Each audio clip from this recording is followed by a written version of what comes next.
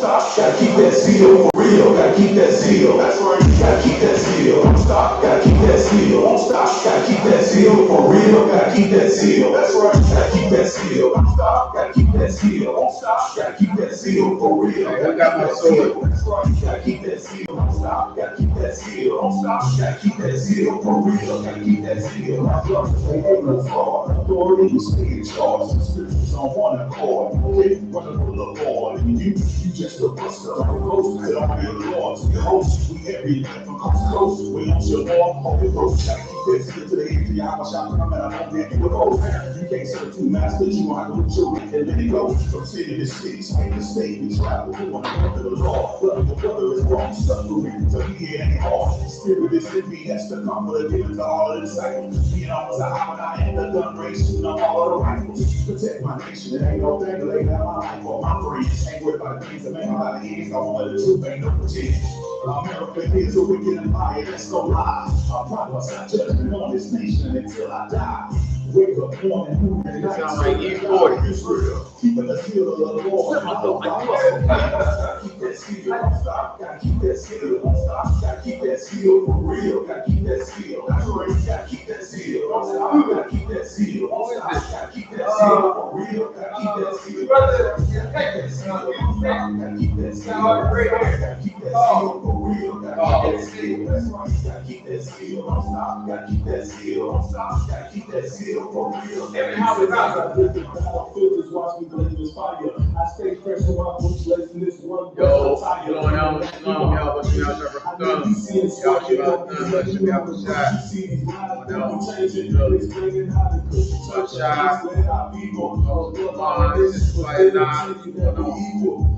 Questions together. And all my brothers shooters like so y'all could get you poppin' shit up all over. We ain't gon' hesitate. Even $1, you talking about some heavyweights, and I would set the record straight. That's cause I shot the knife. That's why my sword stay polished. Abolish all this pageantry. It's such a tragedy. Just follow the Lord's laws and then become a casualty. Don't gotta see me. Good knock in the building. Y'all was stop in the building.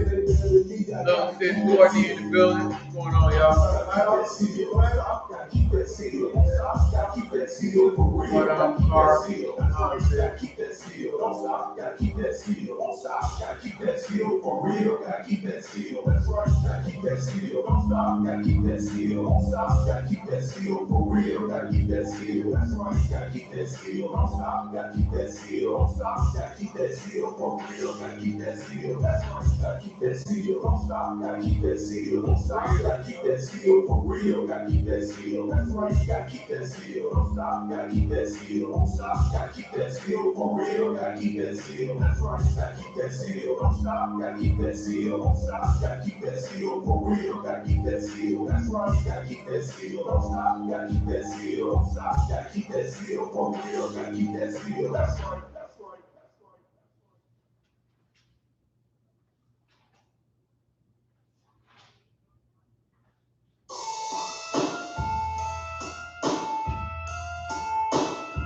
Man, they still paying niggas walking around with Confederate flags. These white folks wear their racism like a badge of honor. But in the I.S.U.P.K, the man, GEN.YAHANNA, we talk to look at that white man and tell him about his wicked satanic empire called America. Yeah. My people need to go to war and out of time, right? But Martin Luther King has niggas in the limelight. Doing peaceful marches in the street, but they the KKK, but without the white sheets. And a nigga joined police force, the Uncle Tom. Arresting your own people who stupid dumb. You still working for a slave master, trying to shoot your own black race, put up in a grave faster. A good cop is a dead cop. I was taught at a young age to shoot and let the leg drop. All these do is tell lie after lie. Come and get me if you wanna. When you try, you gon' die.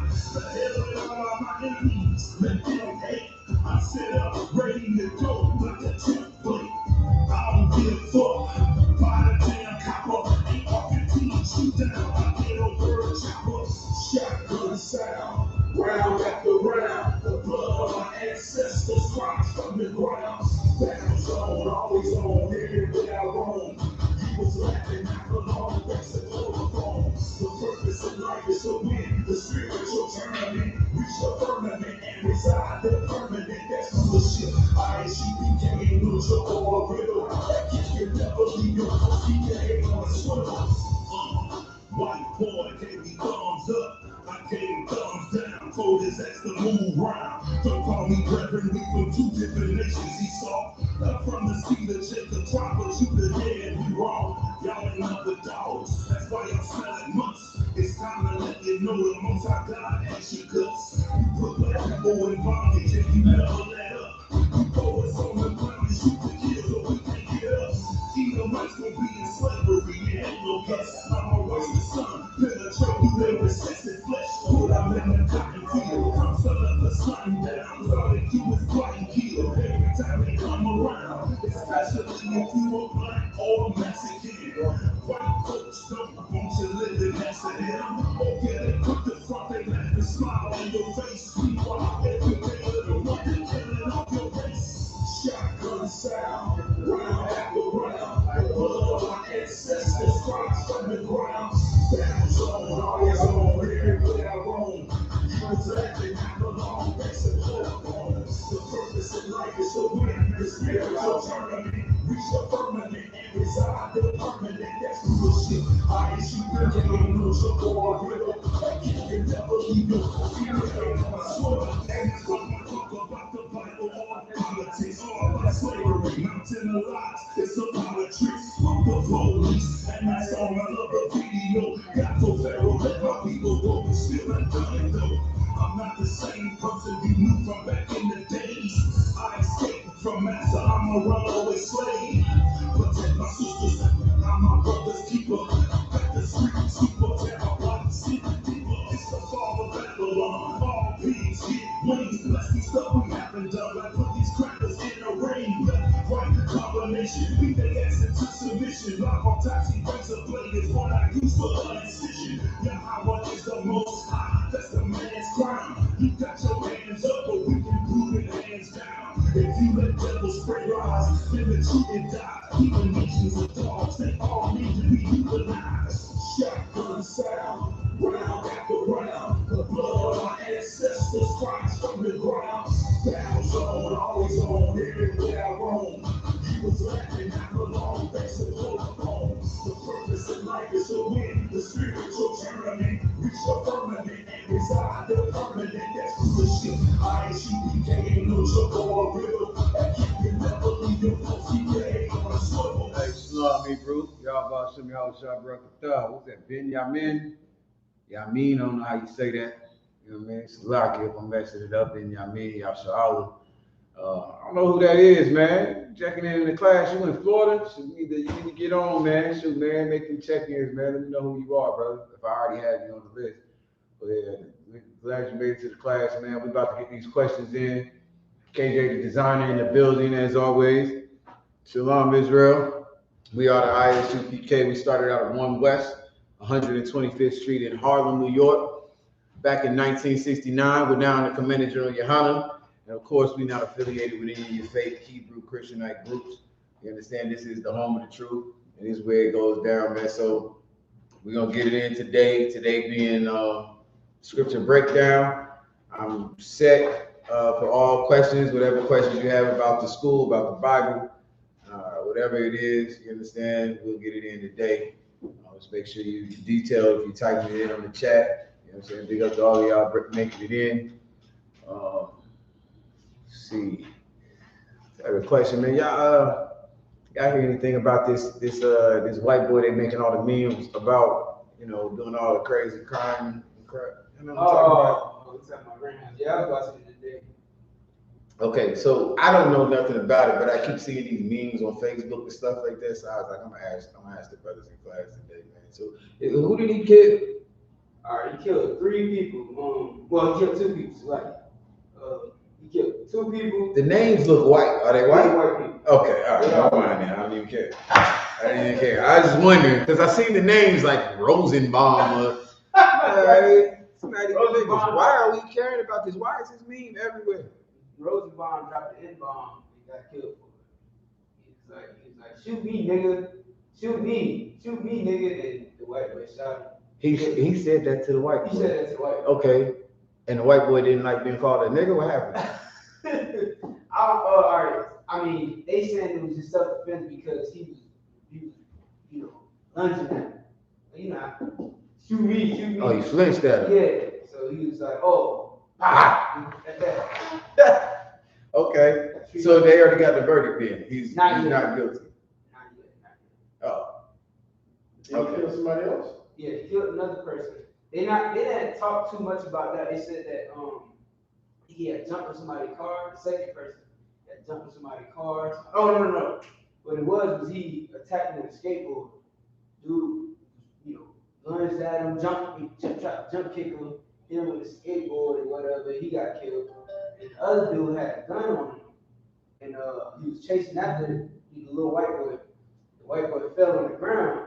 And like he started pointing his AR at the dude with the gun. Dude put his hands up. And I guess the boy on the ground, his gun jammed or something. He had to like look at it. And then, like, They got video? They got the whole thing on video. Oh, yeah, I gotta see that. Yeah, bro. Look that. Man, get me on the screen, nigga. I need that. Yeah, what you gotta do to get that on the screen? I haven't seen it. I just keep seeing the memes, and I was like, I'm gonna ask him today because I got better things to do with my time than to watch this white boy cry. But I just was wondering because it seems to be like the big thing, and then I was just now looking at it, and I'm seeing the names in the article, and I'm like, Rosenbaum sounds like a white boy. You know what I'm saying? And the other dude, I don't even know what his name was, but yeah, I ain't seen no videos or nothing. So yeah, I was just wondering, seeing if I need to go into any of that, but yeah, it's solid. It's no brothers. So why is this such a big deal? If I may, No, go ahead.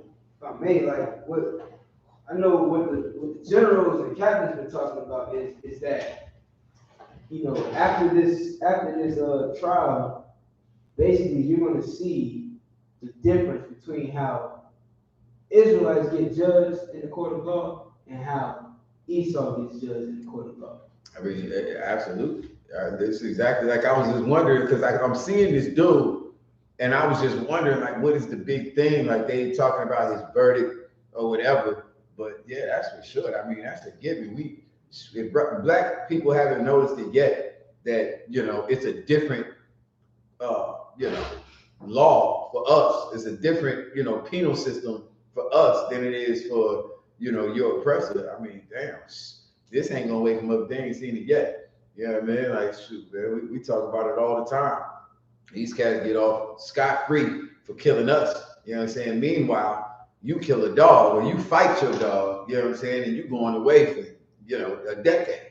You know what I'm saying? So, yeah, for sure. So this cat, but he killed white people though. Yeah, he killed white people. And that's the thing. Like they might try to make an example out of him. They gonna make an example out of him. Somebody gonna get made an example out of him. Yeah, it'd be different if he killed some niggas though. If he kills some niggas, yeah, he'd get a very lenient sentence. You know what I'm saying? In this case, if he's found guilty of murder, double murder, oh, they're gonna tell you don't kill white people out here. But that's the thing. Like if you look at the court at the hearing and you watch the judge like playing like he is daddy. You know what I'm saying? Like he protecting him. The killer's daddy? Yeah, like he protected him like he the killer's daddy. You know what I'm saying? Like the prosecutor lawyer, he bringing evidence to the table, like, boom, like this, he guilty, you know what I'm saying? And the judge like, hey, no, you can't bring that evidence in because we already agreed that we was gonna bring any evidence like that in here. And I'm like, it's evidence. You know what I'm saying? And they said that he had posted something on social media, and he said that something about if he had his AR-15, he would have killed somebody or something. He would have, he would have used it on somebody. And they use that as evidence in the court hearing. And I'm listening like, yeah, that's substantial evidence. Like that goes to show you his character and how he thinks, you know what I'm saying, prior to his riot. So, you know what I'm saying, they telling him that he can't submit that evidence.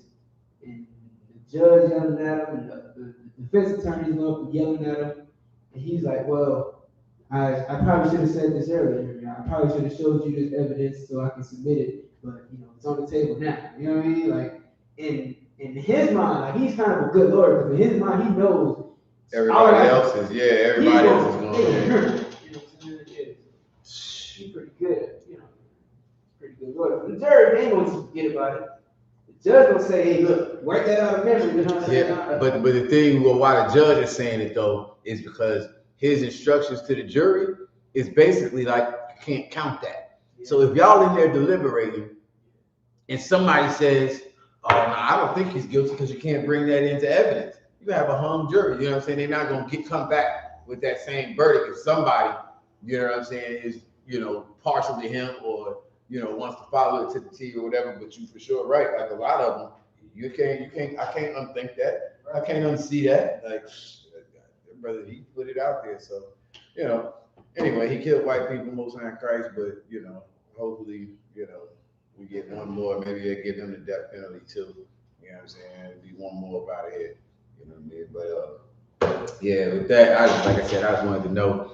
I didn't even know the generals and them was talking about it either. So I was tired of seeing that ugly meme of him crying. Yeah. Forcing yourself to cry. Yeah. Bruh. And I never even looked into it. And then today on my breaking news thing, it just popped up like, breaking news. The judge said something. And so I looked at it like, okay, that's that same cat. So whatever. All right. So let's see what we got up in chill. All right. It's not Psalms 82. Who is the I speaking? Okay. Priest and Officer Kazak Lamar has a question on Psalms 82. If y'all can get that for me, Dr. Shah. Psalms 82. Who is the I speaking in verse 6 when it say, I have said ye are God?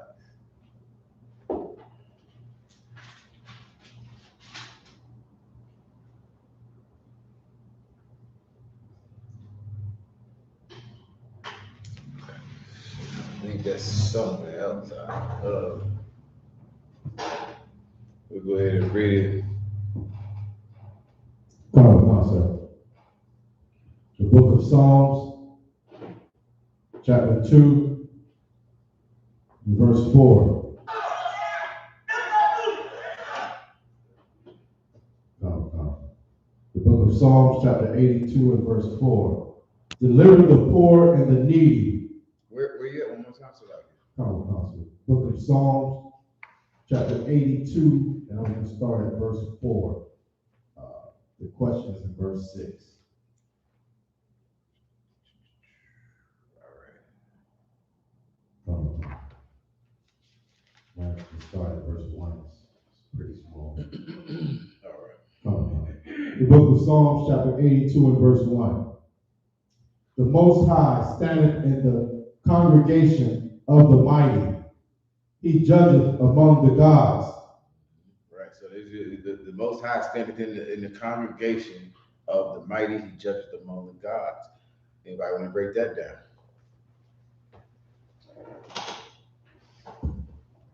So like you sir, it's saying the Most High is like he's amongst the angels. So those are the mighty, the congregation of the mighty. They are the angels. They're the ones that fight and go to war and all that. He judges among the gods. The God in the script, in the text, is a lowercase g, so we know that it's synonymous with, it could be synonymous with powers or angels or messengers. Okay, come. That's correct. But also too, don't forget, like, okay, there are other beings that are mighty, not just angels. Like kings are mighty, soldiers are mighty, and they are not. You know what I mean? So yeah, that's true. You know what I'm saying? Like he says, but this is more talking about. It's not talking about the angels. Like the angels don't have this problem. You understand? Like the angels do not. They are not confused at all about the power of the Most High. You know what I'm saying? And his sovereignty and his highness. You understand? Like they don't have no, you know what I'm saying? When it says the power standeth in the congregation of the mighty, he judgeth among the gods. What angel gets a judgment? You understand? So you know what I mean? Like, of course, the Most High is above the angels as well, and he's there, you know what I'm saying? He's giving everyone, the angels included, their power or their authority, right? So what my confusion was is that, you know, I thought it was saying like judges among the gods, as in like, you know, he judged and like they do judge. They bring forth the judgment. That's what I thought it was saying.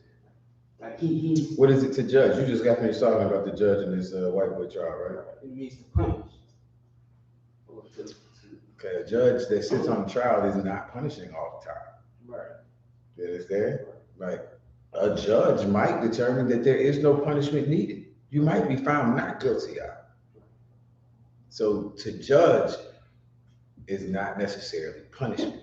It can be. A judgment can be punishment. Or the judgment could be what? Mercy. Or innocent. Right. You're innocent. That could be the judgment. I find you not guilty of the charge. You know what I'm saying? Like, niggas just lied on you. You understand? That's judgment as well. You understand? So when it says the power standeth in the congregation of the mighty, he judgeth among the gods.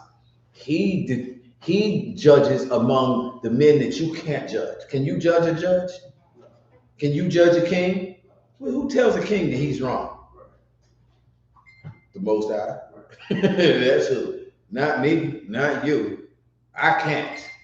But he does among the mighty and among the gods. Okay? Verse 2. Did we read verse 2? No, sir. Keep going. The book of Psalms, chapter 82 and verse 2. How long will ye judge unjustly? So is this asking how long is the Lord going to judge unjustly?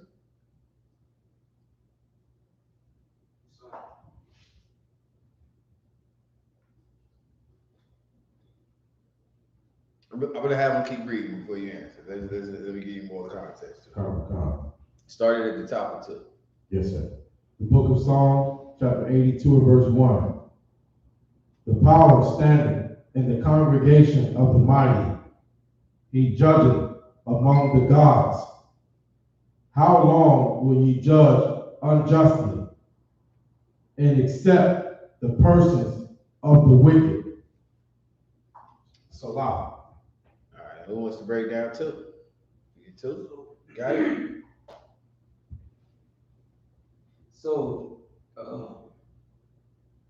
it's like it's asking like, how come, you know, these people who are mighty, you know what I'm saying, how come they get a better treatment? You know what I'm saying? Like whoever what David is asking, like these people who are mighty, who got power, you know what I'm saying, they get treated, they get all the riches and all the wealth. And you know, us who keep your laws and, you know, do what you say, we get, you know, scraps and we get at the bottom. So he's like, it's unfair, I think he said. Okay. Anything else to add? Or I was asking the shot, but you got something, please. No. Like. Am I cross-eyed? I've been looking at y'all cross-eyed. No, that's the glasses. Take your glasses out, man. Nah, that's. If I may, sir, I'll start from the top, verse 1. And God standeth in the congregation of the mighty. That's saying he's standing among, you know. I already broke that down. Shot. Okay. It was 2. Verse 2. How long will ye judge unjustly? Okay, so he's talking to those mighty men that are in high places. How long will they judge unjustly and accept the persons of the wicked? Like they show favor to the wicked and not the righteous, basically, sir. That's correct. All right, like this is what look. David ain't talking to the Most High. The Most High is just and righteous. The Most High is not an acceptor of persons, right? But niggas is. People are, right? Even people who are mighty and gods, you know what I'm saying, have a ton of power on this earth. They can be bought off. They can be bribed. They can be, persuaded to do something contrary to what's righteous or contrary to what's just, right? And so that's what this is saying. How long will ye judge unjustly and accept the persons of the wicked? Salah. You understand? The Lord does not accept the persons of the wicked. You know what I'm saying? But we do. All right, read verse 3. Yes, sir. Verse 3. Defend the poor and fatherless. Do justice to the afflicted and needy. Right. So you see, of course, David ain't giving orders to the Most High. You understand? These are the commandments of the Most High. This is what we should be doing. You should defend the poor and the fatherless. You understand? You should be doing justice to the afflicted and needy. If you're put in power, if you are a god or a mighty man on this earth, you understand? That should be what you do. You don't abuse your power. You don't, sell it, you know what I'm saying, for, whatever, for a piece of tail or something. You understand? Like we maintain our integrity in the I.S.U.P.K. You know what I mean? Like that's what we were taught. That's what our King Yahushua did. You know what I'm saying? He maintained his integrity. Nobody that is a real man of God is going to, give that up for anything. You know what I mean? So this is a commandment to us. If you're a man in authority, you should be defending the needy. You should be helping, the fatherless, young men and young women who are fatherless. You should be the father unto them. You know what I'm saying? Sisters that don't have a husband, you should be their protection. You should be the one that dies for them if they don't have a husband that's going to do it. You understand? Keep going. Psalms 83 and verse 5. Sorry, 82 and verse 5. 4. Verse 4. Deliver the poor and needy. Rid them out of the hand of the wicked. They know not, neither will they understand. They walk on in darkness. All the foundations of the earth are out of course. I love that verse right there, man. All the foundations of the earth are out of course, man. You know what I'm saying? Like everything is upside down, man. It's flipped. It's torn to pieces, man, because righteous men don't rule this earth. What's the precept? When the righteous aren't, when the wicked bear rules the earth more, righteous aren't ruleship, the people rejoice. That's correct. You understand? Like that's a perfect precept for this. You know what I mean? Like everything now is out of course. The people who are in power now, they accept the persons, the people, the wicked people. They accept it because if they got enough money, you can get off on anything in America. You understand? So everything is out of course, and that's what David is basically addressing, is that listen, the Most High is still in charge. The Most High is still the Most High over all the earth. You know what I mean? So no matter how powerful the president or the king or whoever the hell you think is powerful enough, that is a God to you that you worship, you understand? The Most High is the one that judges him. You understand? So deliver the poor and needy, rid them out of the hands of the wicked. That's your job if you're in power. They know not, neither will they understand. They walk on in darkness. All the foundations of the earth are out of course. Keep going. Verse 6.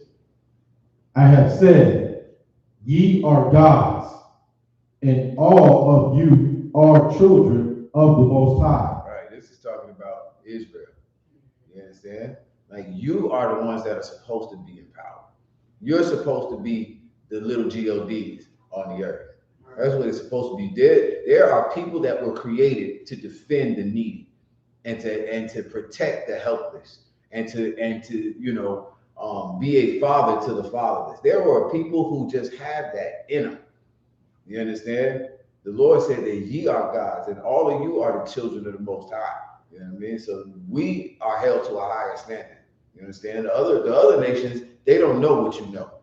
They don't know the Most High. They were not given these laws, statutes, and commandments. They were not given this spirit and this vibe and this protocol that you have in the truth of being a brother or being a sister. You understand? No matter what I do, everything I do should have sisterhood or brotherhood behind it. You understand? I should treat that child as if it was my own child. I should treat that woman that don't have a husband as if she was my wife. You understand? That's brotherhood. That's what it's supposed to be. That's you being in power. That's what the God is. You understand? Like the God, give me God. Look up God for me. You understand? In the Hebrew. Go ahead with your question. Come on, Pastor. Well, actually, I was gonna, if I may, sir, where it says, I have said, ye are gods. So where it says ye are gods, that's saying like blacks, Hispanics, and Native Indians are the ones who should be in power, right? We the ones should have power on the earth, not. Don't say it like that. When I said should, okay, because you're gonna take it the wrong way. If we're supposed to be in power, we'll be in power. We're supposed to, in that we're supposed to keep the law. That's what we're supposed to do. We're supposed to follow the Most High. I said it's talking the Most High.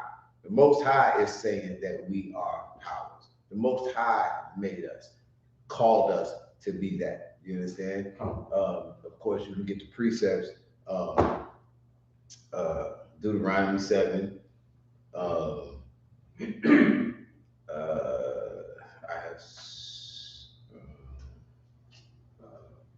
a ton of them. You get a ton of them. But this is just the Most High saying that blacks, Hispanics, and Native Indians, you are the people that I created to do this job. That's the suppose that I was saying, right? Like, I wouldn't say suppose like I used to, because it sounds like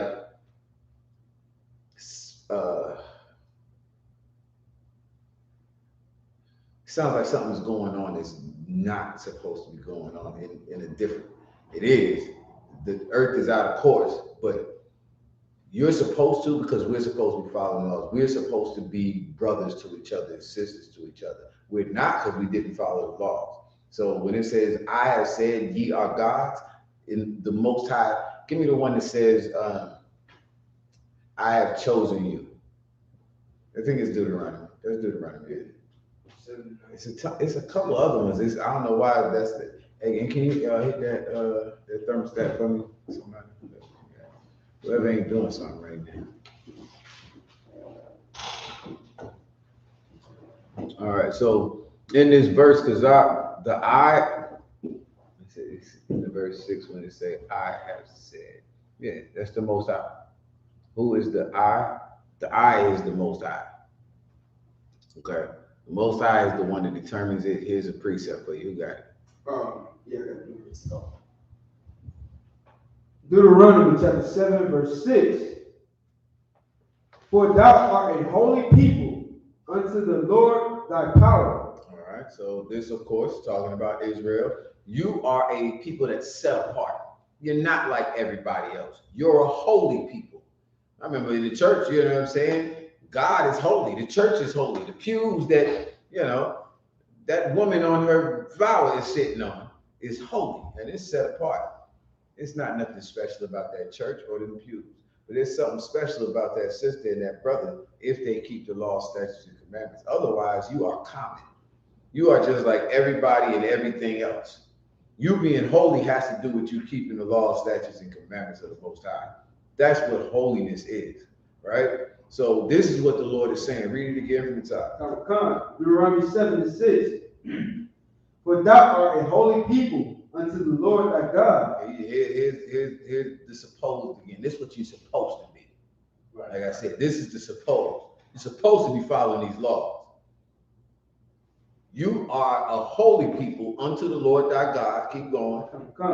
The Lord thy God hath chosen thee to be a special people. The Lord thy God hath what? Chosen thee. That's what it's talking about in Psalms, where it says that I have said, ye are gods.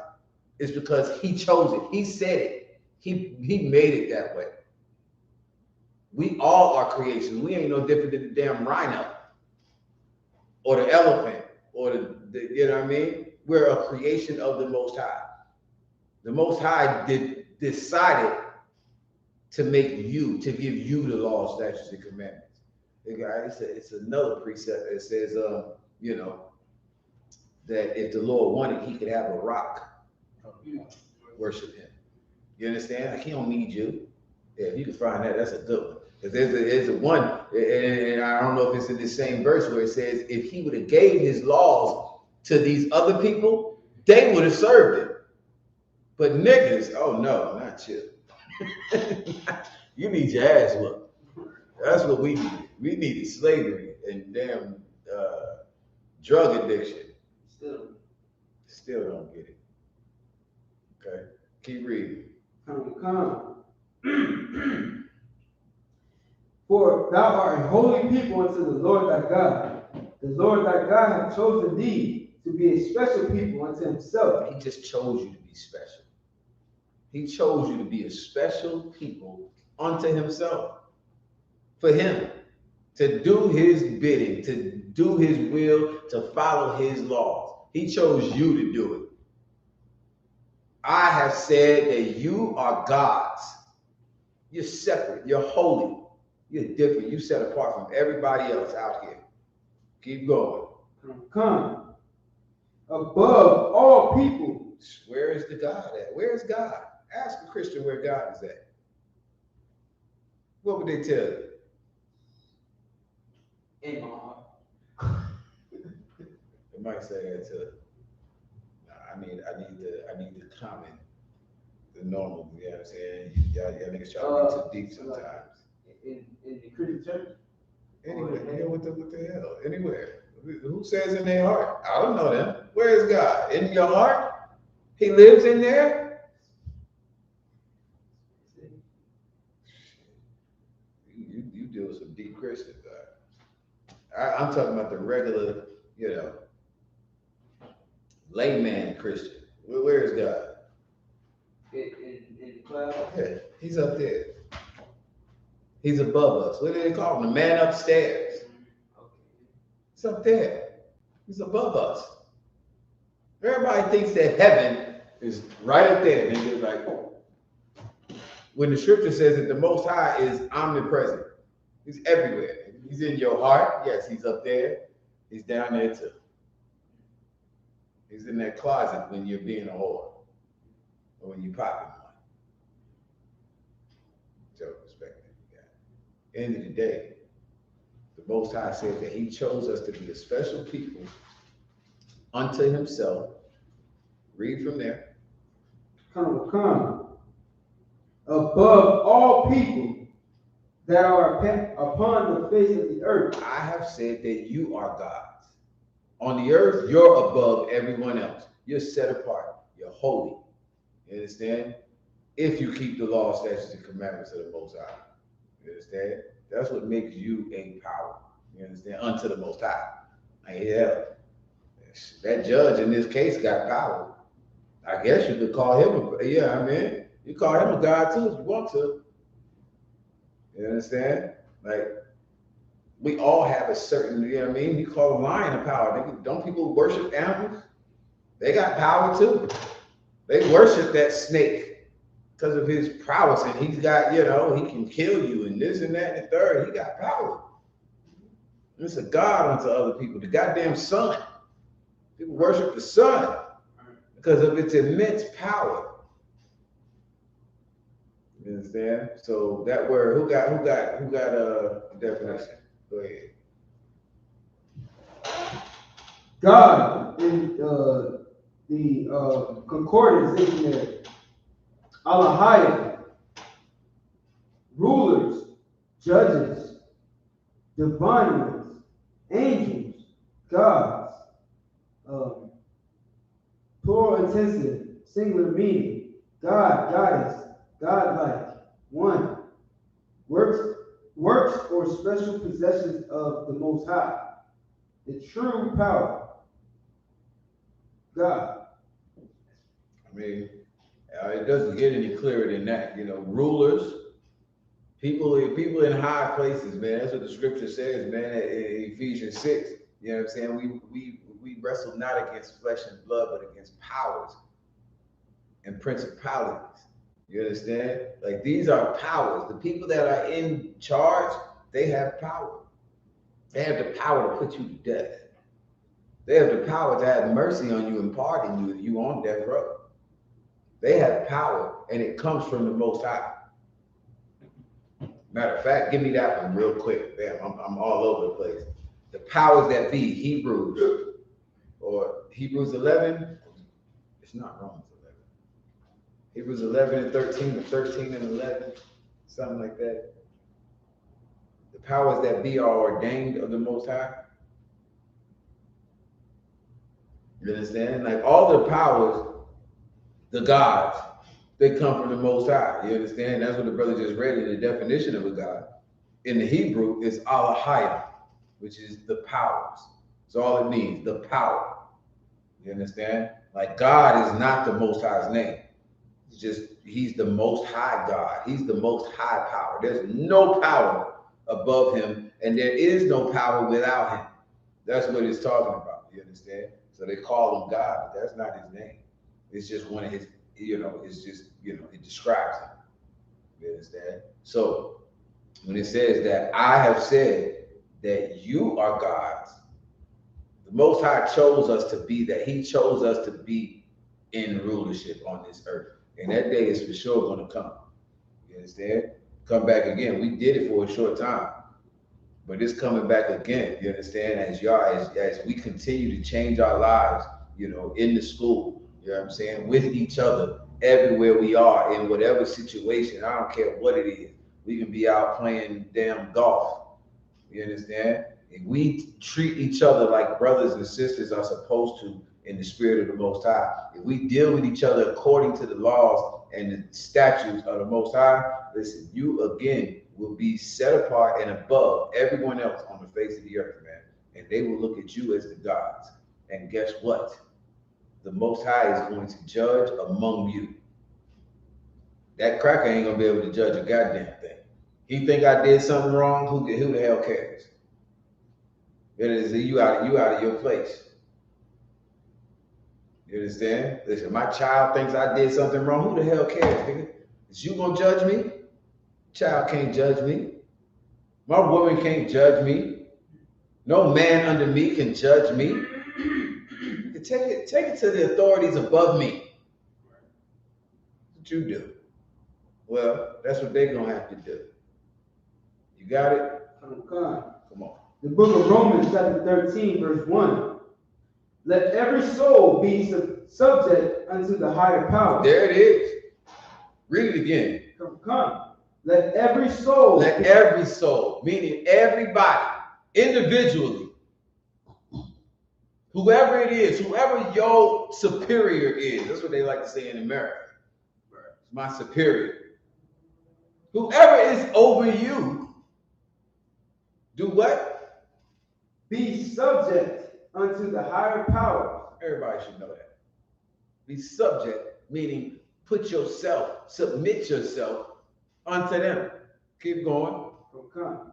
For there is no power but of the Most High power. You submitting yourself to your mother or to your father. Of course you could buck, you could rebel, you could run away. But the Most High says, let every soul be subject unto the higher powers. The Most High put that mother and that father over you. The Most High put that husband over you. The Most High put that officer or that captain or that general over you. Or that police officer if you ain't in the truth. You like it that way. Or that governor or that president or that judge. He put them over you. Read it again from the top. Let every soul be subject unto the higher powers. Mm-hmm. For there is no power but of the Most High power. For there is no power. That judge doesn't have power unless the Lord determined and chose it to be that way. That's it. So now you have to subject yourself. I know you a man just like that judge is a man. I know you'll beat the hell out of that fat donut eating police officer. I know you'll beat the hell out of him. But the Lord says to subject yourself unto the higher powers, because it didn't come out of nowhere. He wouldn't be in charge if the Lord did not set it up that way. And the way the Lord intended it was for Blacks, Hispanics, and Native Indians to be the judges, to be the police officers, to be the governors and the mayors. You were supposed to do it by keeping the law, statutes, and commandments of the Most High, but we gave that up. So now you're gonna have to serve your enemy in one of all things, right? So, like it says, man, be subject unto the higher powers. Why? Because all powers are ordained of the Most High. Read that part, Salah. Come. The powers that be are ordained of the Most High power. Mm-hmm. Whosoever therefore resisteth the power, resisteth the ordinance of the Most High power. So whoever resists the power, whoever goes against, whoever bucks, whoever rebels against the powers that be, you're not doing it against your mother or your father. You're not doing it against that husband that he's such a cheater and such a dog and he's worthless or whatever. You're not doing it against him. But you're doing it against who? The Most High power. That's who you're really rebelling against. You understand? Because the powers don't come from anywhere but him. Anymore? Come. And they that resist shall receive to themselves damnation. Get that. I ain't gotta explain that. That's it. More. For rulers are not a terror to good works, but to the evil. Right. So that's what a ruler is supposed to be, right? A ruler is not supposed to be a respecter of persons. A ruler is not supposed to be a person who takes bribes or is biased. Like that's the respecter of person because it's a nigga that's on trial or whatever the case is. You understand? So in this case, I know people, I always have to, because when I first learned this, you know what I mean? Like I really didn't, like, they're not you telling me that I got to listen to this police officer because he's only doing what's right? No, that's not what I'm saying. This is what is, read it one more time. Come.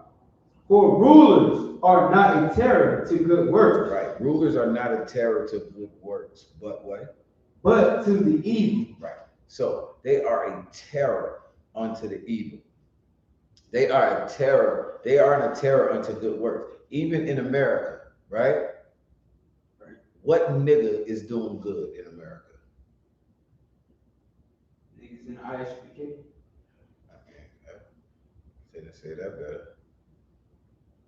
True. That's the end. They should be anyway. Brothers and sisters in I.S.U.P.K. should be doing what's right. Now, what about, hope y'all don't, I take the counsel. What about Trayvon Martin? Let me take it off Trayvon, he's a kid. What about George Floyd?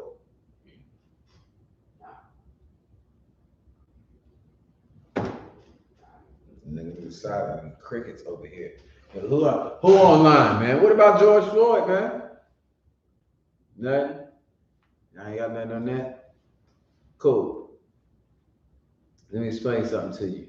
I'll give you one more scripture. Because I think we're done with that one. Yes. I want to say it's still in Hebrews. The one about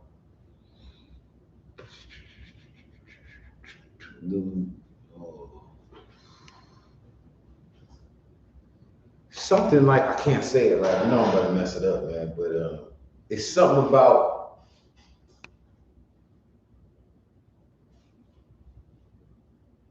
it's not battle axe. It's he's the Lord's Whooping stick? Whooping stick. That doesn't sound right, but on like that. I know that's not in there.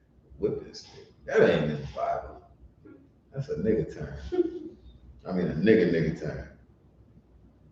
Everything in the Bible is nigga terms too, but you know, they got that Greek spin on it, so it don't sound as niggerish.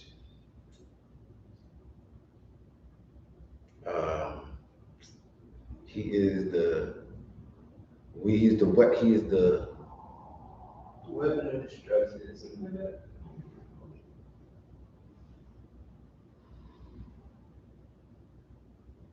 He's in Romans or Hebrews too. It's like it's in the same, it's on the same vibe. But in other words, when it says in the scripture you just read that the rulers that be, they are not a terror unto good works, but unto evil.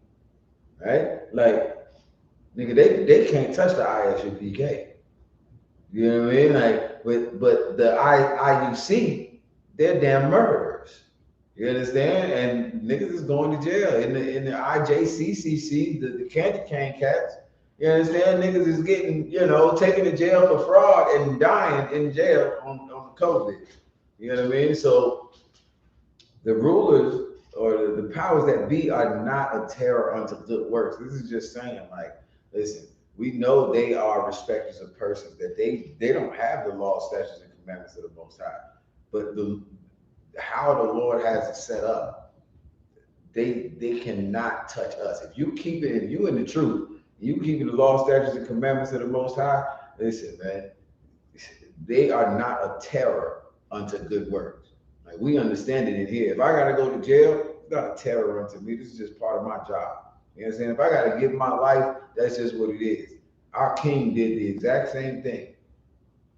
The Romans gave Christ the death penalty.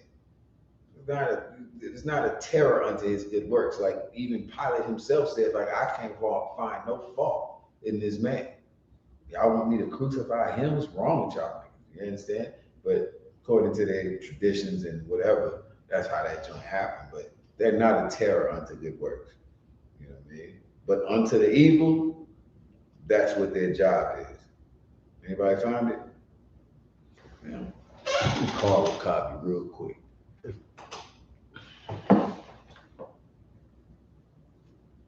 Cause Zach, you don't know it.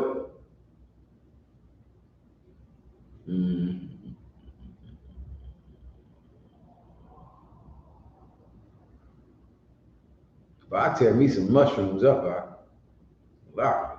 Brother said, are foods such as mushrooms and sea moss lawful? I don't understand why you're asking that question.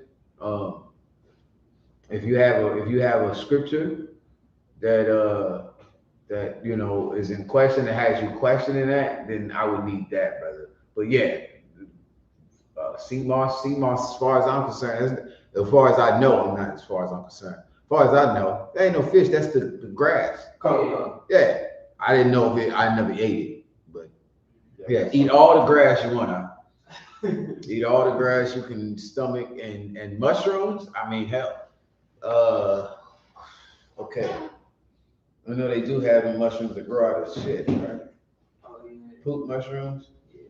But I mean, then again, your tomatoes grow out of shit because fertilizer.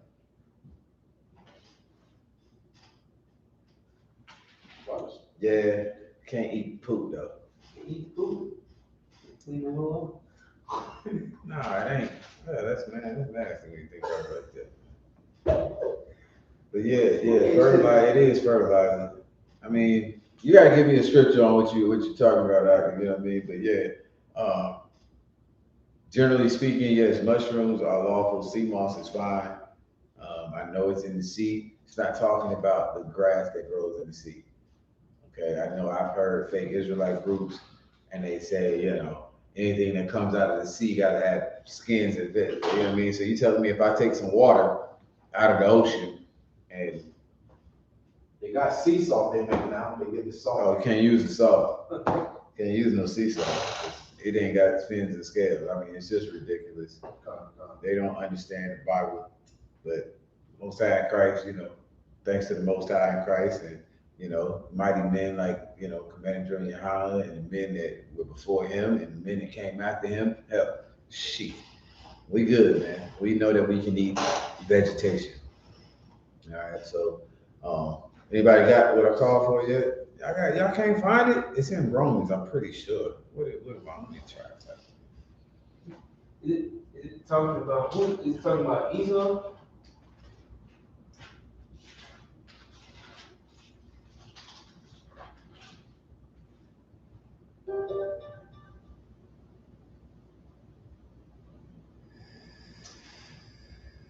Romans 13.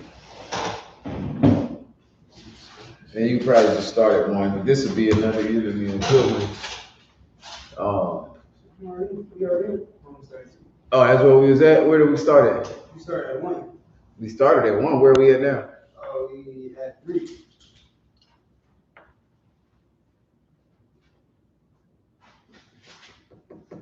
Okay, then just keep going.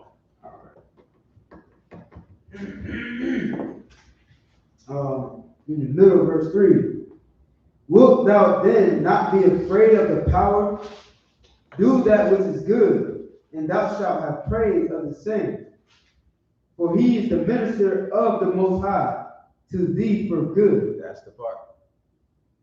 But if thou do that which is evil, be afraid. This is the point, man. He is the minister to the Most High to thee for good. Meaning what? Meaning that you either gonna do good or you're gonna be punished by it. Right. Like his job is to punish you. His job is to lock you up. It's his job. His job is to knock you off. So lock it. Sounds harsh. Sounds rough. But that's it.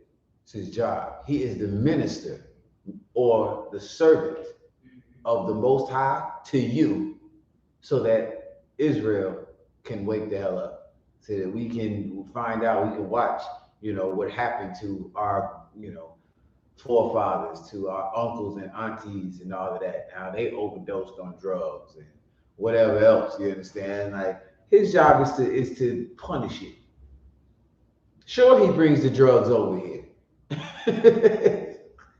But when you go and buy them and sell them, it's his job to also punish you for it.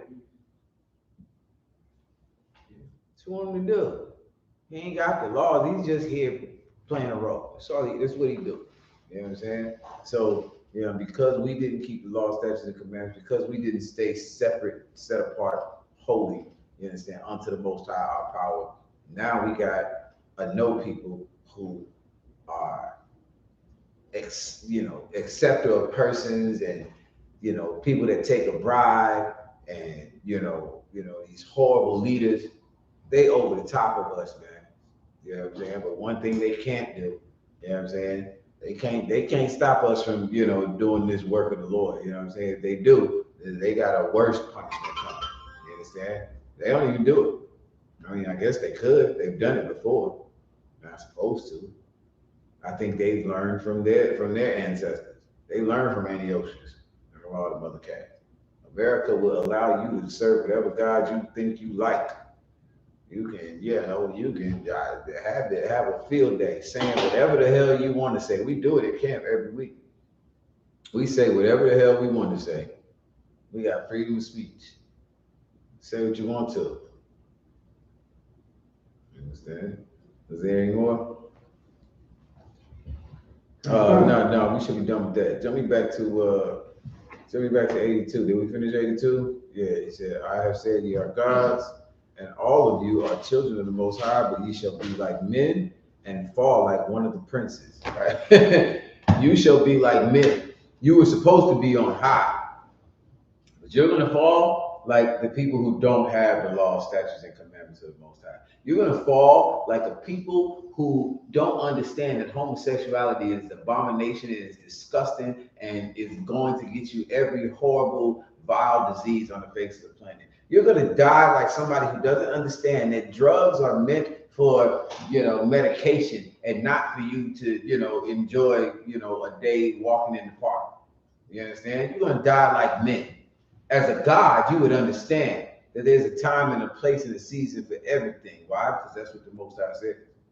You understand? You'd be different. You'd be set apart. You'd be above everyone else. All right. Like I said, there's a ton of scriptures you can get on that. Anybody hold anything else? I think we can move on. Hopefully that answers the question, Warrior. Let me see. Psalm 82. Mushrooms and sea moss.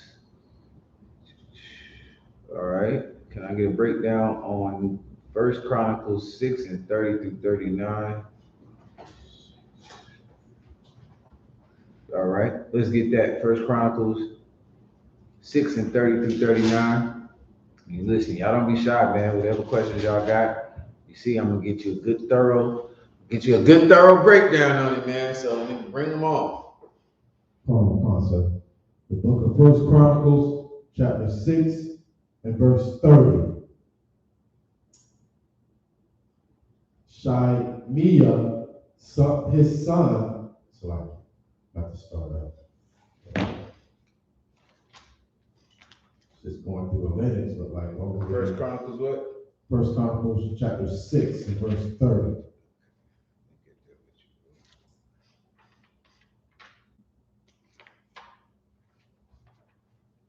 So, going through a whole minute.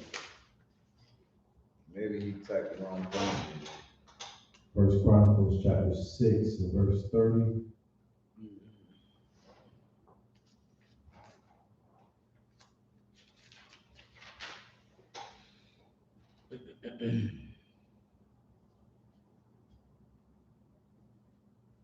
Yeah, the shot said he ain't reading no damn all these damn names, man. All right, the son of Israel, the son of Korah, the son of Levi, the son of Israel, and his brother A.S.A.P., who stood on his right hand, even A.S.A.P., the son of Riph, the son of Shimei, whatever. I think he typed in the wrong thing. This is just a lineage. I don't know what you want me to break down. You have to be specific.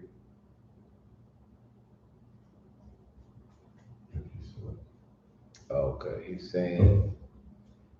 he said, I was just wondering about the musicians, and A.S.U.P. wrote at least 14 songs.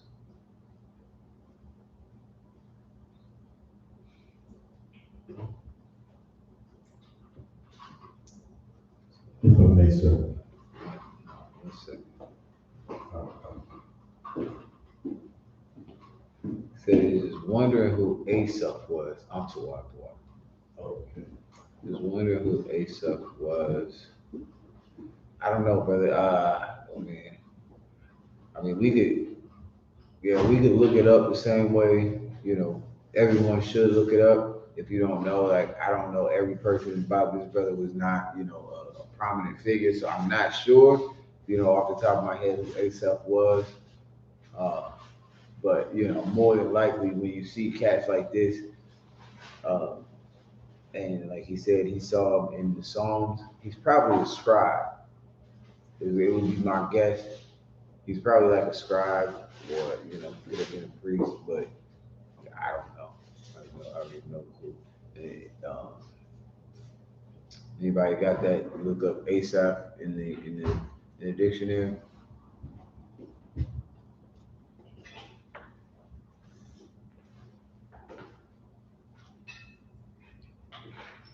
Oh, here go another one. Just wondering how musicians were chosen and if their seed carried on in musicians.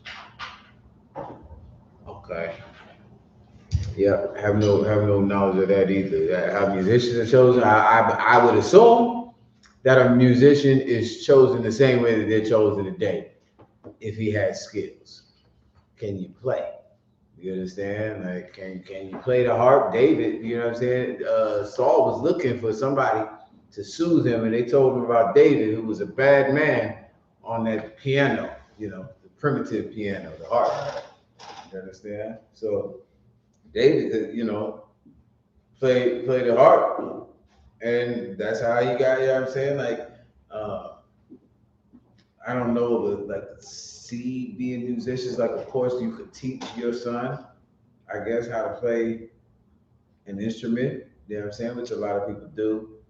But yeah, it's not.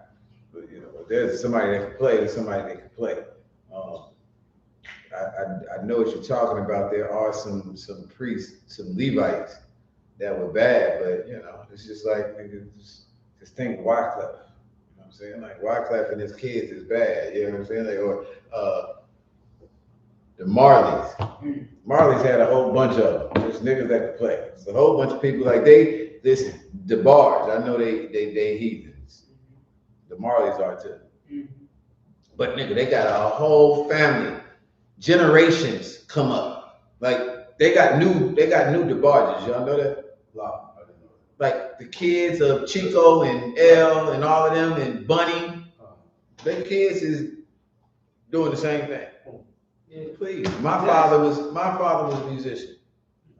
I mean, I play the drums, but I still call that a musician. But I can't play what my dad played. But I mean, we musicians. My brother and sister, you know, same thing. My brother can play keys a little bit, sing. You know what I mean? Like it's just in you. My grandmother, she, you know, so you can go.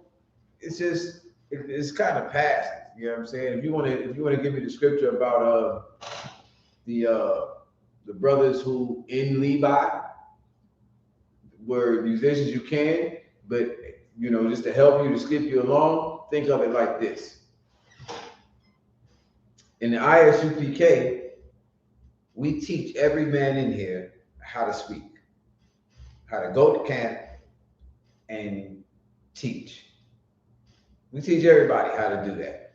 You think if there was niggas in here that was so inclined to teach, we couldn't teach everybody to be musicians as well? We could all be musicians. Every one of us. We could all take piano lessons every single day. Well, for a certain family in Levi, maybe they, you know, like y'all gonna be the ones that play these. So when you have a son, we're gonna teach him from when he's young to play the piano, to play the harp. Goddamn, what's her name? Beyonce's daughter got a damn album or a song. Remember I showed y'all that? Yeah. Beyonce's daughter, because why? She taught her from all she knows is Beyonce. Her mom's singing around the house all the goddamn time. Well, of course she's gonna take her, she's gonna do it. You know what I mean? Like she's gonna be, you know, that's all. So I told you I give you thorough shit. Amazing. Like, so what you're saying is like it's less hereditary and more like tradition. It's always been. Like if you go back, where do you think these last names come from? Come on, give me one of them names that is like a trade. Niggas got their name is what they do, and they taught their son to do it. Yo, come on. Harper. Who? Harper. Niggas play harp? At one point they did. Probably not. You know what I mean? Like Harper. Okay, cool. I'm trying to think of one, man. Like Bowman. You know what I'm saying? Carpenter. Oh yes, Smith. There you go. Damn, the most common name ever is the name of somebody who that's what he did. And he taught his sons to do it. You're a Smith. It's the family trade. I'm gonna pass it down to Sanford and Son. Look, that was jumping. Yeah. Lamont didn't even finish school. There was one thing he was gonna do his whole life from birth. Still jumping. Nigga, you gonna deal this jump. That's what you do. You do what your father did. It's just normal. It's always been that way. Okay? Cobbler, that's a name? Yeah. Okay. I don't know if it's real black name. Nigga, every name's a black name. Nigga, we was slave to somebody. Go ahead. Nah, I'm just, man, I ain't want to be rough with it, but, you know, it's crazy how, like, it's still happening like that, even with, like, crack. Nigga, your dad was a crackhead, now you're a crackhead. Damn, that's messed up. No, of course, no. Crack gets passed on from generation to generation, nigga. See this pipe? I call this a stem. That's how we get down. You gonna smoke this crack? You gonna get the hell out my house? I don't know, bro. I don't know about that one. That's reaching. Shaq. I ain't known no crackman, nigga. Nobody passed that on. cracks. Ain't no Cracksons out here, man. It's a generational curse. No more Jackson, nigga. What is a Jackson about? Oh, Jackson. it's a Jack, man. It's a Jack move out here. Yeah, I don't know anything about that cracks. All right, the brother said Titus. What's that? Timothy. I'm all lost. I'm all in the back. I don't even know what he's talking about. So we can find out. Titus chapter 3. Titus chapter 3. Yeah. I don't know. I don't know what he's talking about. Oh, that's a good precept, though. Yeah, that's a good precept for Romans. Same thing.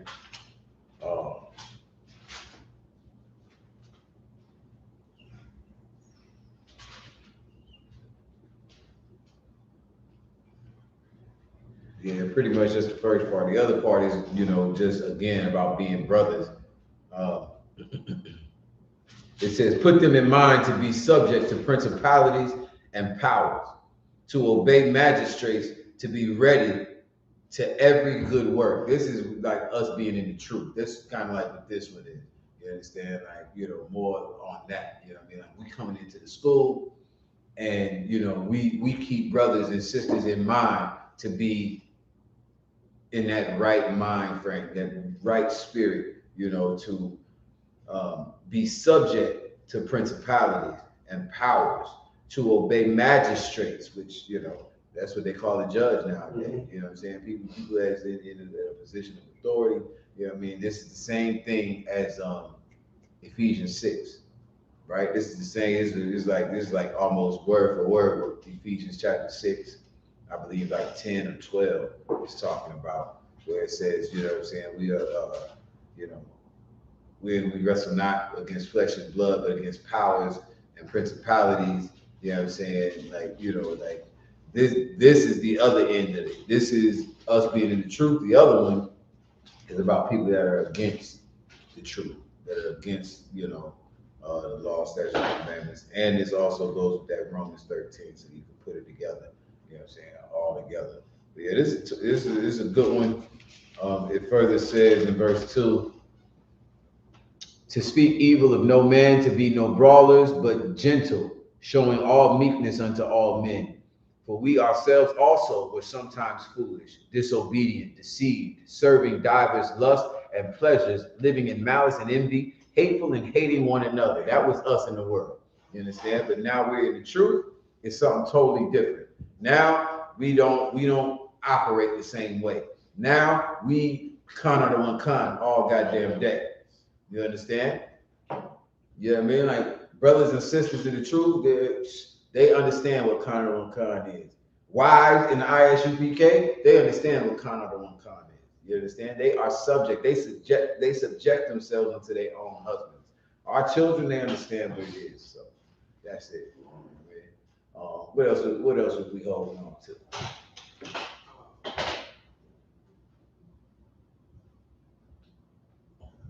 This, Was it? yeah, All right. yeah.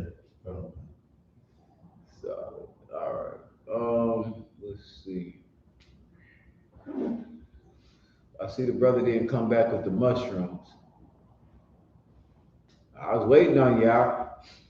Mushrooms and the sea moss. I didn't know if you had like a scripture that was jamming you up or something. Let's see. They don't know they use sea salt all the time. Okay, brother Kanak says, if Jacob being a mortal man I guess that's angel.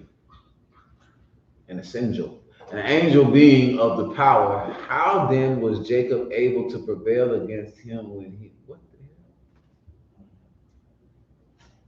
If Jacob being a mortal man and an angel, okay, I got it. Gotta use them punctuations, nigga. Commas is mud, boy. I just read right through it. Okay, so if Jacob being a mortal man and an angel being of the power, How then was Jacob able to prevail against him when he encountered him? Okay.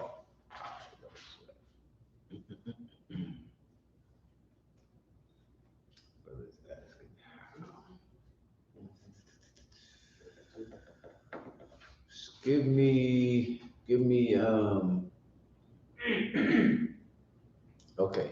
This is one thing I think you are excluding, Trooper, is that we are all creations of the Most High. You understand? Like, just like an angel is a creation, you're a creation. You live in a different dimension. You think that the Most High can't give you the same power that he gives an angel because you're in the third dimension? That's not it. You understand? Like, you're supposed to be the same exact thing as that angel. When it really comes down to it, you're supposed to follow the law, statutes, and commandments of the Most High the same way that angel does. And guess what would happen if you did? Nigga, you'd walk on water. You'd heal the sick and you'd raise the dead. Angels will worship you the same way that they worship Christ. Know ye not that you shall judge angels. Give me that one. Give me the shot. Give me that one. I give me the one. Angels worshiping Yahweh. I can't think of how it says it, but I know it says it. Okay, so like I'm saying, I think the thing that you are missing out is that you think that an angel is better than you. He is, because you like toys and like getting high, and you know what I'm saying, our parents taught us so, and whatever the case is, that is why. When in reality, if just imagine if we kept the law, statutes, and commandments of the Most High, right? If we kept the law, statutes, and commandments of the Most High, if we were ministers unto the Most High and served the Most High as mighty men of God, what would be the difference between you and an angel? I'll answer it. Nothing. Except for where we live, what our jobs are. That's the only difference. Like, I'm a captain in the school, right? Does that make me better than you? Hell no. I've got a job that I do that's different than your job. That's it. I'm not you, you're not me. You do your job, I do my job. That's the difference between me and you. We're both creations of the Most High. The Most High created an angel where he's not going to mess up. He can't mess up. You've been given an option. You think the Lord can't give the angel the option? He can give the angel the option too, and give you none. It's just what he created us to be out. So when you ask how was he able to prevail, because he had a spirit that was like nothing else. You understand? Like, his spirit would be like, when you read in Acts chapter 10, where Peter was like, no, Lord, I've never done this and I ain't doing it. The Lord presented Peter a sheep with a whole bunch of animals in it, and the Lord told him to do it. And his spirit was just like, he fought against the Most High, basically. You know what I'm saying? That's the best way. He didn't fight against the Lord, but he's basically, that's what it was. Like, this fight with Jacob wasn't a spiritual fight. It wasn't a physical fight. It was a spiritual fight. It was like a fight that, you know what I'm saying? This happened in a vision, in a trance. He wasn't fighting an angel. You understand? Like, this was something where he was like, no, I'm not letting go until you bless me. You think he was beating up the angel or something? Like, the angel was just like, no, man, I can't take this thing. It's too strong for me. The angel could do whatever the hell they want to do. He just acknowledged that Jacob had a hell of a spirit. Okay? Y'all got those scriptures that I called for? Before we get that, since you got the physical one, or either one of y'all, whoever can get there faster, give me this one. Genesis chapter I don't know, 20, 30 something. 20 and 30. Give me that real quick. I just want the part where, where his name gets changed. Oh, yeah, that's.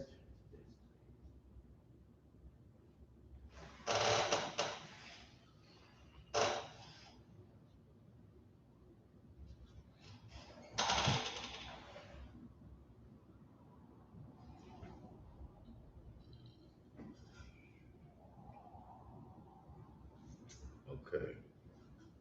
All right, while they get that, let me see. Yeah, I got it. Go ahead.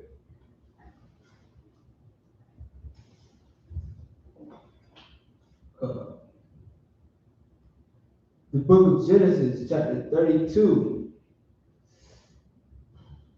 I start at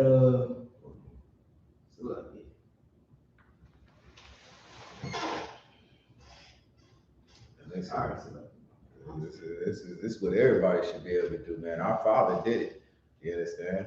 Like listen, it's so crazy. Before you read this a lot, guy, but something else just jumped into my mind. Like, what do you think Satan is?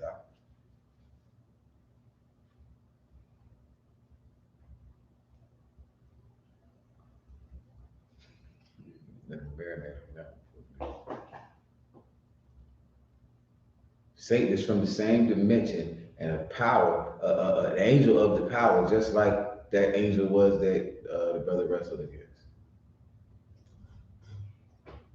Are you not supposed to defeat Satan now? You're supposed to win that fight. It's a spiritual battle. That's Ephesians 6 that I've been quoting all night. It's the same thing. We wrestle not against flesh and blood. An angel is from the fourth dimension. It's a spirit.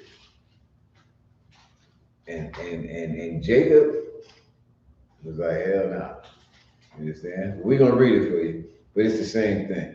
It's a spiritual fight that all of us in the I.S.U.P.K are supposed to, we're expected to have. Go ahead. You want me to get the whole interaction with the angel and all?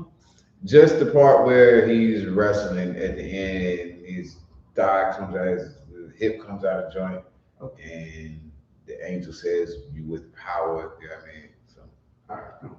The book of Genesis, chapter 32, verse 25.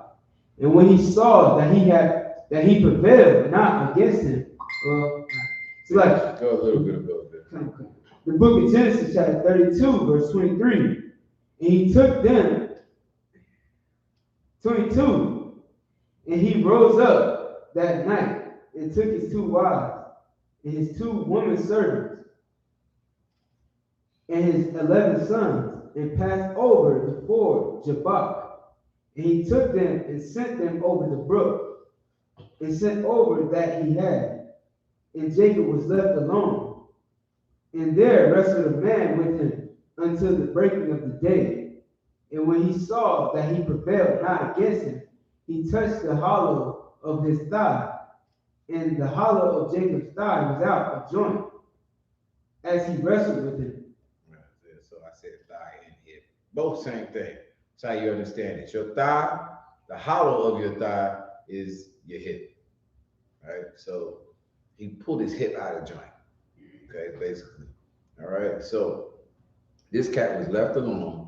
Jacob was left alone, and at some point he got into a wrestling match. He didn't tell you about no argument, no nothing. He got into this wrestling thing with this cat out of nowhere. He was left alone. That's how you know it's a vision. You understand? There was nobody there. Nobody there. But somebody showed up to wrestle with him all night. For what reason? I don't know. All that he had, he said, across the damn water. What does he want? He just want to wrestle? No, it's not what it is. This is like it's like an explanation of him dealing with what's going on in his head. You understand? Like, you ever heard somebody say, "I wrestled with that thing all night"? Mm-hmm. You ever heard somebody say that? That's what this is. It's something that he's dealing with, that he's struggling with all night. And to give you like another way to say it. Okay, just think like if you was okay, in Jacob's case, if I'm not mistaken, he's worried about what's gonna happen with Esau, with his brother, right? And he's got his kids and his wives and his servants and everybody with him that he's responsible for, this, that, and third. And he knows this cracker is gonna kill him. He wants to kill him. And so he's basically asking that he don't feel the same way that he does. You know what I'm saying? Like the way that he's feeling now, this fear and this, Worry. yeah, like I was trying to say like unsureness, but I don't think that's a word. But yes, worry. Like he's just not sure about what's about to go on. You know what I'm saying? He's scared for his family. So he's wrestling with this thing all night. You know what I'm saying? By himself. And basically asking the Most High to get rid of it. You understand? Like to take this thing away, take this fear away from him. Don't let me be in front of my family and jammed up and scared and worried and acting all out of, sorts. You understand? Like take this thing from me. You know what I'm saying? Like that's basically what he's fighting for. You know what I mean? A good thing that's coming to my mind, a good precept is where Paul says it in Romans, talking about he had a thorn. You understand? It was something that was bothering him, man. And he was like, man, I thrice asked the Lord to take it away from me. And he was like, no, basically, like, my grace is sufficient, Well, this cat Jacob is like, nah, I'm not letting go. You know what I'm saying? I'm gonna keep bugging you. I'm gonna keep bothering you. I'm gonna keep wrestling you until you bless me. You know what I mean? So go ahead and read from where you left off. Come. And he took them, and Jacob was left alone, and there wrestled a man with him unto uncertainty, the water. I said unsureness. I made something up, but I'm using it too. That's gonna be my joint. Uncertainty. I sound too smart with that one. No, I ain't I'm an unsureness. All right, go ahead, Salaki. Come. And when and when he saw that he prevailed not against him, he touched the hollow of his thigh, and the hollow of Jacob's thigh was out of joint as he wrestled with him. And he said, "Let me go, for the day breaketh." Now, if you hit me, anybody want to break that down before I do it? Let's go. The brother asked, this is why he asked you the question. Okay, so like, you talking about just that part right there, like where it said, "Let me go, for the day breaketh"? No, before that. Okay. Like you just broke down, like he was hurt, you know what I'm saying? His joint was out of socket, and you know what I'm saying? Well, okay, no, it's a lot. I don't remember saying, I remember saying. You explained that, it was busy, so, okay. Let me help you. You want that shirt? Come, sir. So, and when he saw that he prevailed not against him, he touched the hollow of his thigh, and the hollow of Jacob's thigh was out of joint, and he wrestled with him. And he said, "Let me go, for the day breaketh." So, like you were saying earlier, like he's struggling with this thought in his head. He's dealing, with the Most High. He's like going back and forth in his mind. And he's like, Lord, let me be sure about this thing. It's about to be daybreak. I got to go deal with this situation. You know what I mean? The angel is saying that. He says, "Let me go." That's the angel. Oh, okay. That's the angel, sir. Okay, so. Oh, okay, come.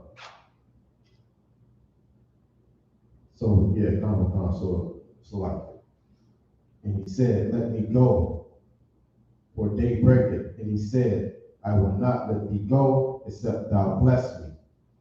So come. Yeah. So he, you know what I mean, like when he's dealing with it, you know what I mean, he's struggling, going back and forth. And you know what I mean, like this angel being the servant of the Most High, he's dealing with him.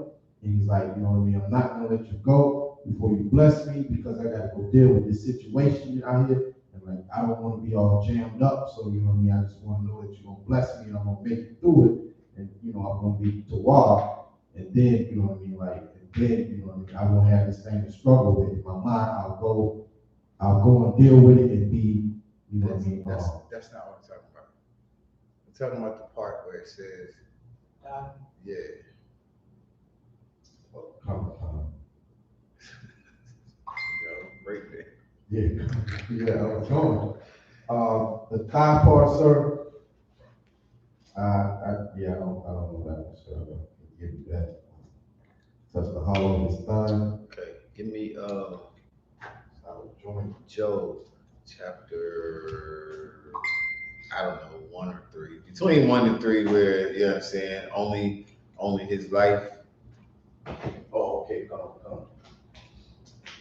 Okay, so this is a good lesson in understanding, like, okay, the third and fourth dimension, right? Like the way the brother was seeing it, he saw it as a physical fight, right? Which is obviously how y'all see it. This is a physical thing, which is not. You understand? Like, I can't physically fight somebody in the fourth dimension, but spiritually, I get it in. I fight all the time. I fight Satan, I fight demons all the goddamn time. Without a rest, without a break, ever. You understand? Okay, so in this case, it's not a demon that he's fighting. Like, if you, I hate to use this as an example, but okay, something that comes to mind is like, you know, back in the day in the Christian church, when you grew up in the Christian church like I did, you know what I'm saying? They would have these, I forget what they call them, where they would pray all day, like for days. I forget what they call them. They would just go to the church at like 11 o'clock in the morning. And just, oh, Jesus. White Jesus. All day. Fasting and praying. That's what they, you know what I mean? All day. For whatever it is they wanted, or was, you know what I mean? Whatever it is, I don't know. But they would do it. Well, that's kind of like the same thing. Like, if you could ever think that you could bug the Most High and just keep bothering him until I could, you know what I mean? Until I could just, I'm gonna keep, see this dust I'm throwing on my head, I'm renting my clothes, Lord. See me. I'm mourning, like what the Lord says, man, like the cry has come up. Like, eventually, we hope that he hears us, especially if you keep the law, statutes, and commandments. I'm crying. I'm begging, like any child does unto their father. I'm doing it. But that's what Jacob was doing by himself. Sent his wife and his kids and everybody on, and he is begging and pleading and like, yo, I need an answer. I need something. Somebody got to tell me something, man. You understand? Well, you can look at it like, I would give anything to get what I'm asking for. Basically. You know what I'm saying? Like, I'll take whatever. I just get that, run that. A bum hit, run it. Let's go. This nigga's not gonna kill. What am I doing to hit if I'm dead? Let me run that. You understand? Give me the Job. Where you got it? The book of Job, chapter 1, and verse 12. And the Most High said unto Satan, behold, all that he hath is in thy power. Behold, what?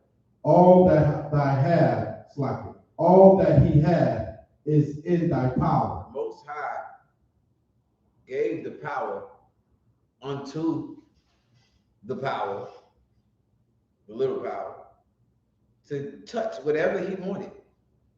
Read it again from the top. Yes, sir. Job chapter 1 and verse 12. And the Most High said unto Satan, Behold, all that he hath is in thy power. Only upon himself put not forth thine hand. Right. Only upon himself put forth not thine hand. Like you can't touch him. You understand? Like you can't hurt. You can't kill him. You know what I'm saying? Like that's basically what it was. But these angels, they have the power to do whatever the Lord gives them the power to do. Job got hit with a whole bunch of boils, sicknesses, whatever. You understand? But Satan could not kill him. Well, this angel, he put forth his hand and did what? Only upon himself put not forth thine hand. No. Genesis.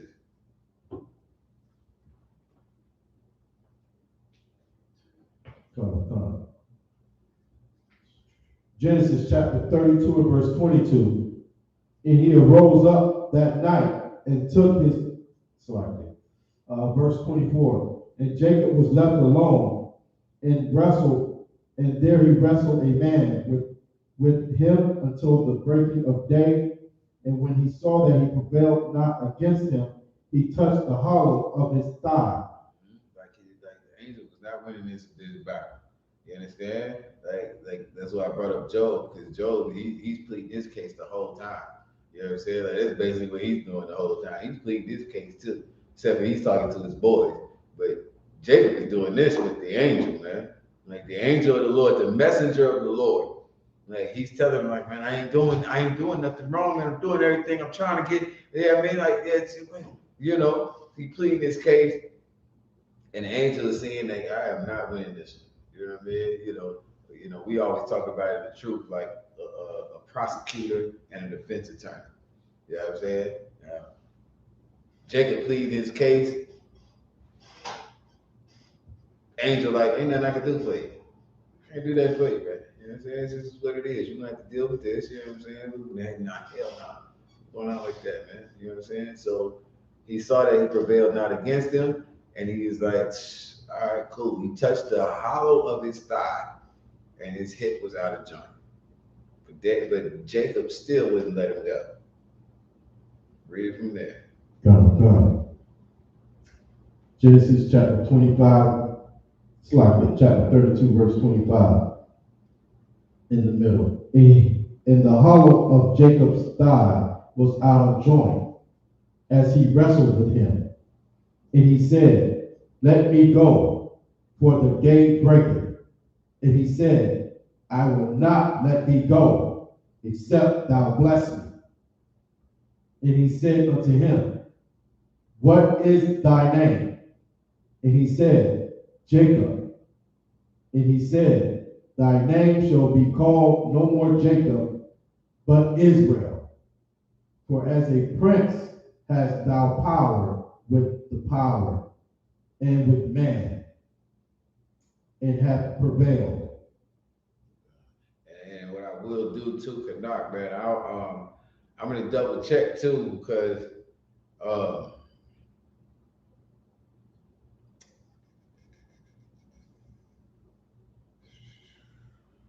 I'm gonna double check with you or for you on that, as far as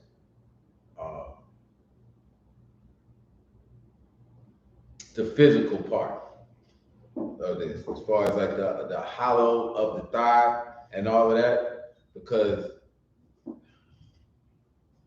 don't know why it's coming into my head.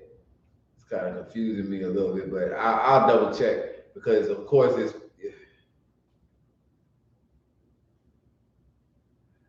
I know I said it was a vision, but now it's the ladder coming up and down from the Most High is what I'm remembering as the vision, and not this.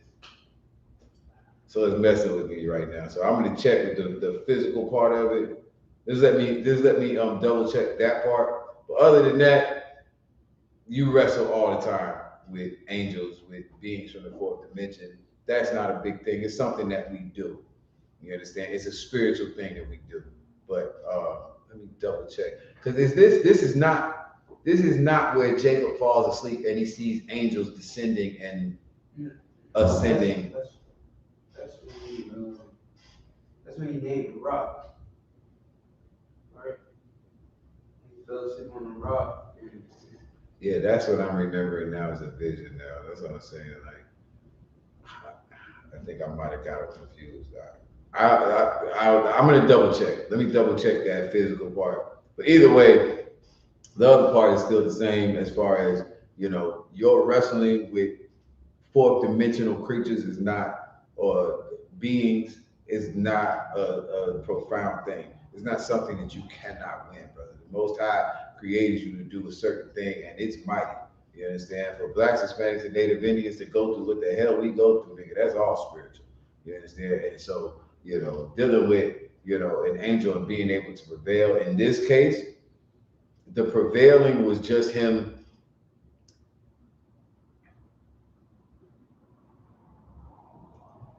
I'm gonna say it like this, like winning an argument. Like I said, it's like a defense and a prosecuting attorney. And the brother wins the argument. And it's like, man, I can't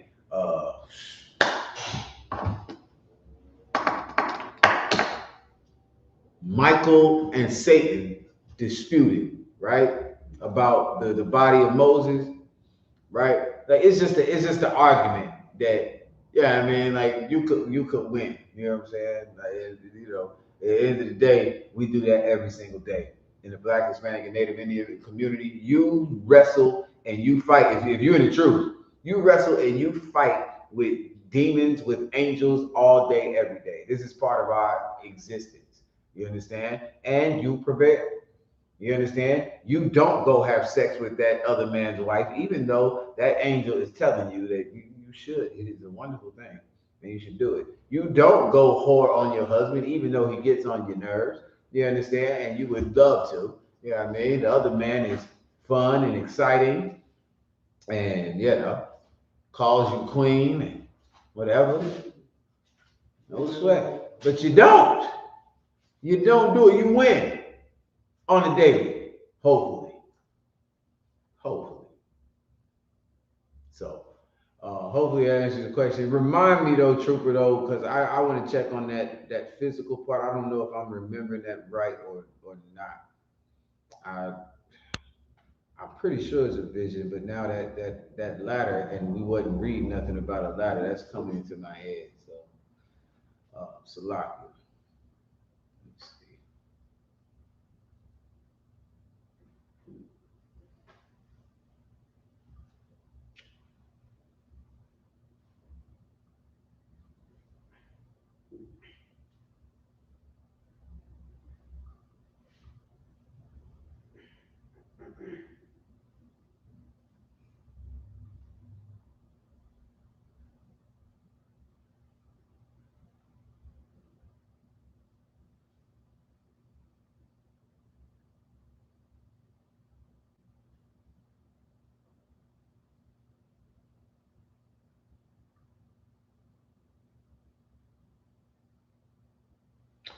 Is the thigh being out of place? Like, nah, his thigh is really out of place, dog. Nah, that thing was gone. Yeah, and it's kind of like I said when we read about Job. Like Job, he went through some physical things, right? Like to receive, the blessing from the Most High at the end of the day. You know what I mean? And so, there's certain things that happen. Certain things happen to us. You know what I mean? And that's how you in the truth now. You know what I mean? Like I don't know what happened. I know Rakabia. When he first came into truth, he always talked about that near death experience that he had. Being in that car accident, which is how he made it into the truth, made it into the school. You understand? Shit, I take that. Give me the truth. I take that all day. Whatever I had to go through. So, let's see. Anybody have anything else?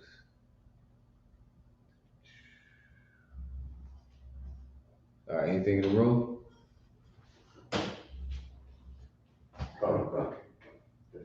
Contacting the dead gone wrong. Good night. Shalom.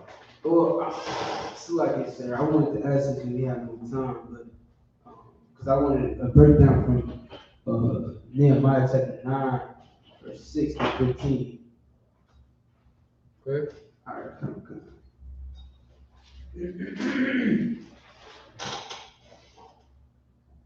The book of Nehemiah,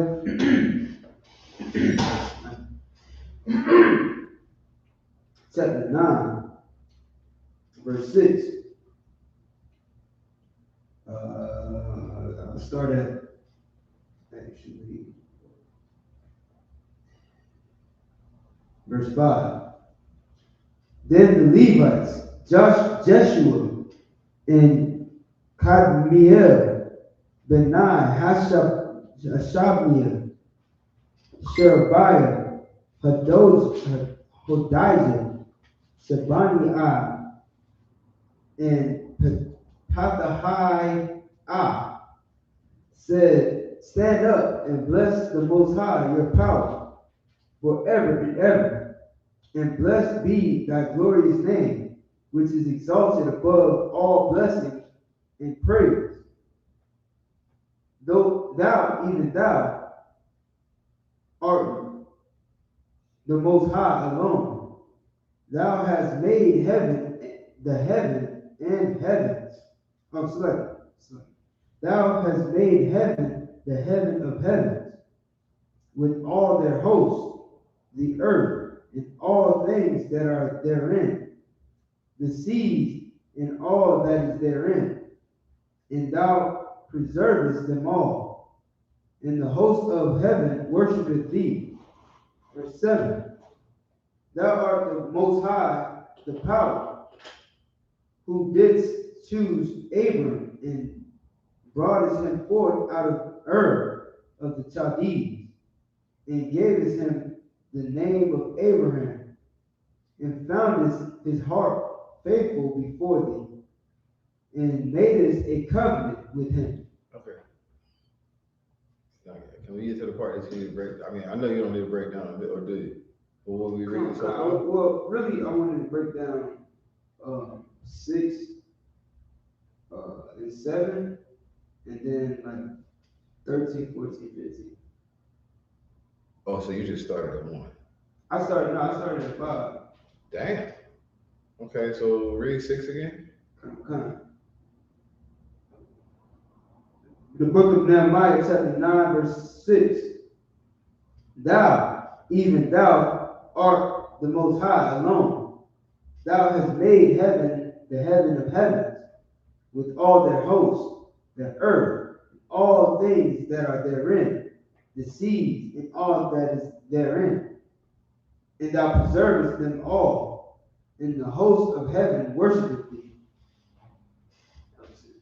Okay, so this is just saying like the Most High is the creator of everything.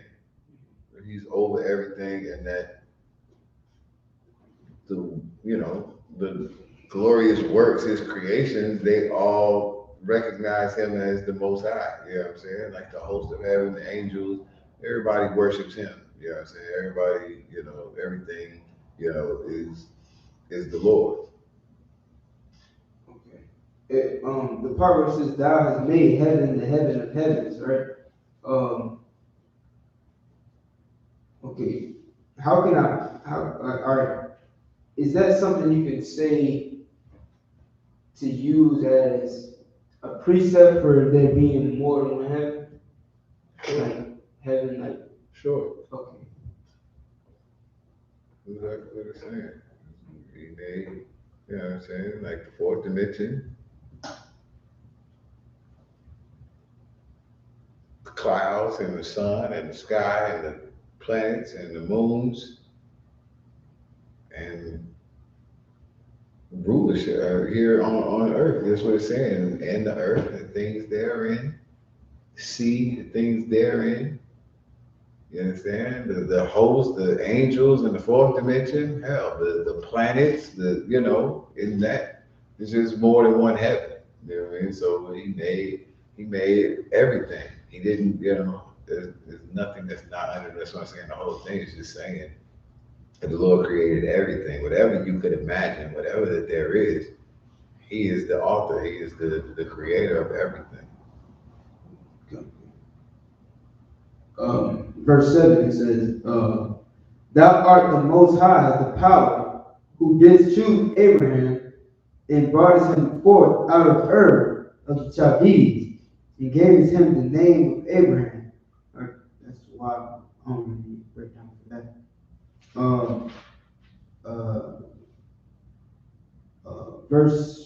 Verse 12. "Moreover, thou leddest them in the day by a cloudy pillar, and in the night by a pillar of fire, to give them light in the way wherein they should go.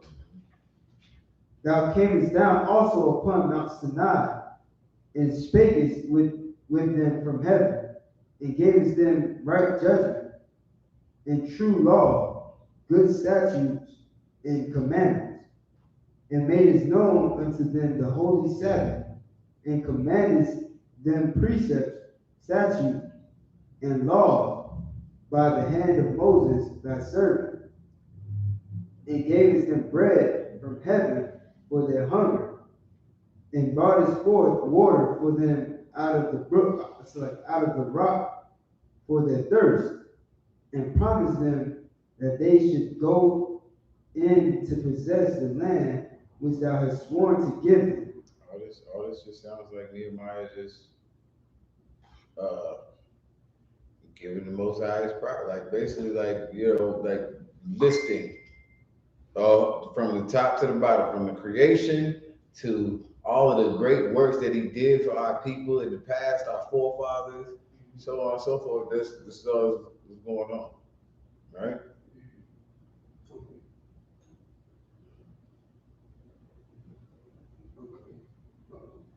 All right, yeah, it's just like a history lesson. Not a history lesson. This is him giving, like, okay,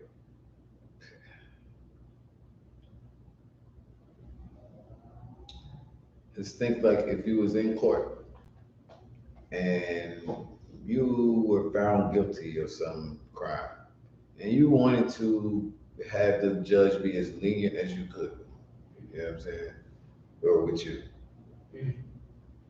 There's kind of like, you know, kind of like the vibe is what it is. It's kind of like, oh, man, you came up from a nobody house, you know what I'm saying? Your father wasn't this, and you put yourself through school. You know, you walked to school in 30 miles of snow with no shoes and still came out on top. You were the top of your class. You were the valedictorian. You were this and that and the third. And then when you got to goddamn college, you were the number one in your class there. Nobody was better than you, man. Everybody, the people that had money, they came and they looked unto you. They asked you this, that, and the third. And then you became a judge, and you weren't just the same, you know, old run-of-the-mill judge. You looked out for people who really needed, you know, your help, and you understood things that other people couldn't understand, and this, that, and the third. And here I am, a horrible, stupid reject of a person, and I need that help and that mercy and that understanding now. You understand? That's basically what he's doing. He's not a history lesson. God don't need a history lesson of himself. What he's doing is letting the Lord know that he recognizes how great he is.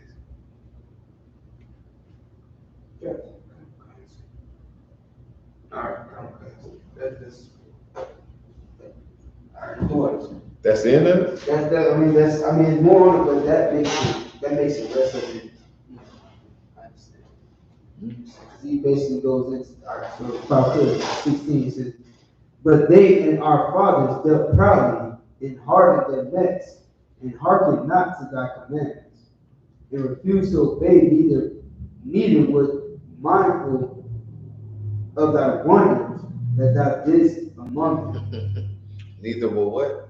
Neither were mindful of thy wonders that meaning what?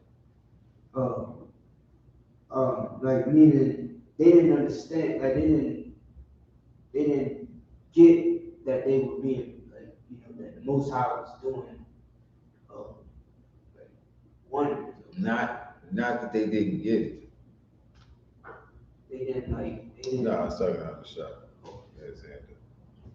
Oh, so like it was like neither were they mindful of thy wonders that thou didst among them, like when he parted the Red Sea and brought them out of Egypt.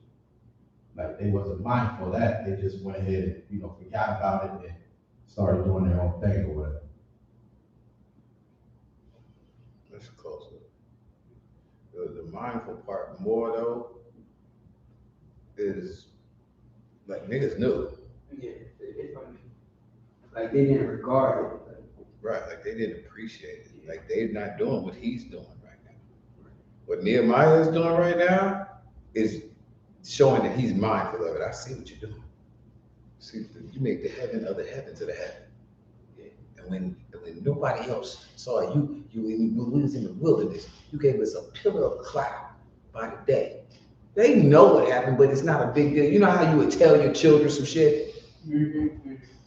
And they do not even care. They do not regard it. They do not appreciate it at all. That's it. You understand? That's why he's saying it. He's not giving no history lesson. He's doing it. Let the Lord know, like, I appreciate it. I'm thankful. I'm glad I'm here. I appreciate, General Haas and, you know what I'm saying, General Mayak and GEN.YAHANNA and Commander Junior. I appreciate them niggas with it. I see what you did. I appreciate it. That's why we bring it up all the time, because we are mindful of what the hell happened before I got here. I know what happened because somebody told me. Other people have been told the same thing. They're not mindful of it. They can give a damn. They was here before I was here, and they're not mindful of it. Keep going. Come. And refused to obey, neither were mindful of thy wonders. And did what? Neither were mindful of. Before that. Oh, and refused to obey. Meaning they knew. Somebody told them. They just refused because they were not appreciative of what the Most High did. We should have let you go further at first. It's like, you know what I'm saying? They refused to do what? To obey. Mm-hmm. Neither were mindful of thy wonders that thou didst among them, Mm-hmm. but hardened their necks. But hardened their necks. There it is again. Can't harden your neck if ain't nobody told you. Good. And in their rebellion appointed. And in their what? Rebellion. In their what? Rebellion. Can't rebel if ain't nobody tell you. They're not mindful because they don't want to be, because they hated laws, statutes, and commandments. They hate that they can't have sex with a white woman. They hate that they gotta shut their damn mouth. They hate that their husband can have more than one husband. They hate it. And they ain't mind. Ain't nobody trying to hear that. But they say, I ain't studying you. You know what I'm saying? It's not mindful of it. They don't mind the Most High. You understand? Or obey or listen to the Most High. Go ahead. Come. In their rebellion, appointed a captain to return to their bondage.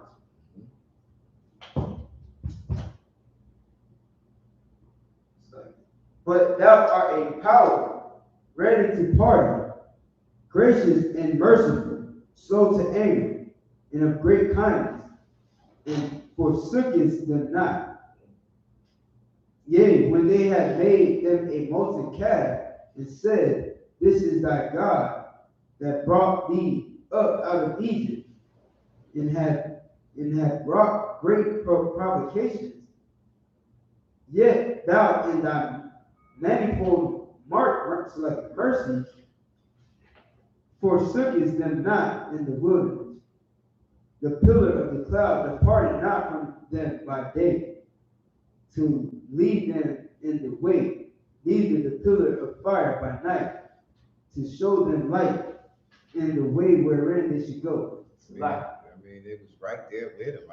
like in the middle of it. That's why every last one of them Negroes, except for Joshua, and I think it was like 2 other people, they died in the wilderness because they rebelled against the Most High, because they hardened their heart. They, you know what I'm saying? Like they were not appreciative of what the Most High did, and still wanted to serve other gods, you know what I'm saying, and forget what the Lord and Moses was talking about.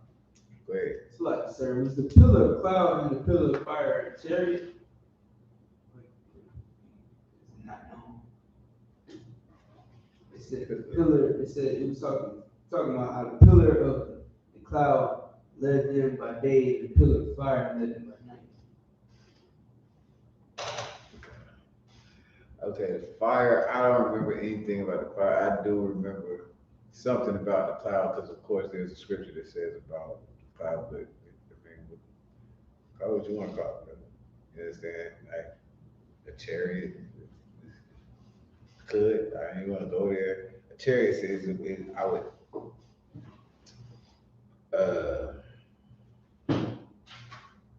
could be. I don't know if leave it like that. Could be. So it's something out of the fourth dimension from the Most High to guide the brothers and sisters. Now, was it a cumulus? No, it wasn't one of them. You understand? It wasn't like a regular cloud that you see. So, as it's a chariot, I mean, I guess I can remember using that before, you know, to try to explain. There's a scripture, I can't think of where it's at or exactly what it's saying, but it talks about a chariot being in the clouds, coming in the clouds, or something like that. The chariot like a whirlwind. Like a whirlwind. The chariot's like a whirlwind. No, not that one. I'm thinking something that says something in the clouds. Oh, it literally says that. You got it? I think so. Exodus chapter 13 and verse 21. And the Most High went before them by day in a pillar of a cloud. No, that's what we're reading. Well, that's what I'm saying. That's what he's reading about. Okay. There's one about I didn't get my chariot notes, but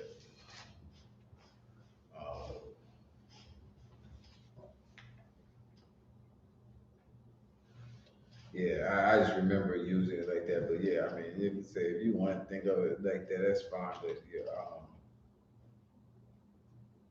not that deep. Like basically, it was the Lord guiding them. You know what I'm saying, throughout the wilderness.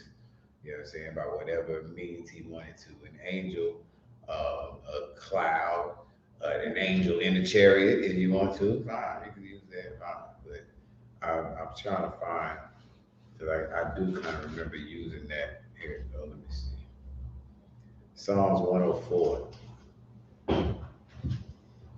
Psalms 104, this might be, and then there's one in Matthew. Oh no, yeah, we know the one in Matthew. Give me Psalms 104.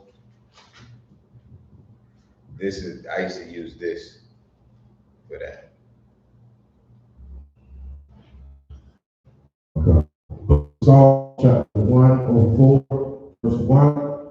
Bless the Most High, O my soul. Bless the Most High, my power. Thou art very great. Thou art clothed with honor and majesty, who covers thyself with light as with a garment, who stretcheth out the heavens like a curtain, who layeth the beams of his cherubers,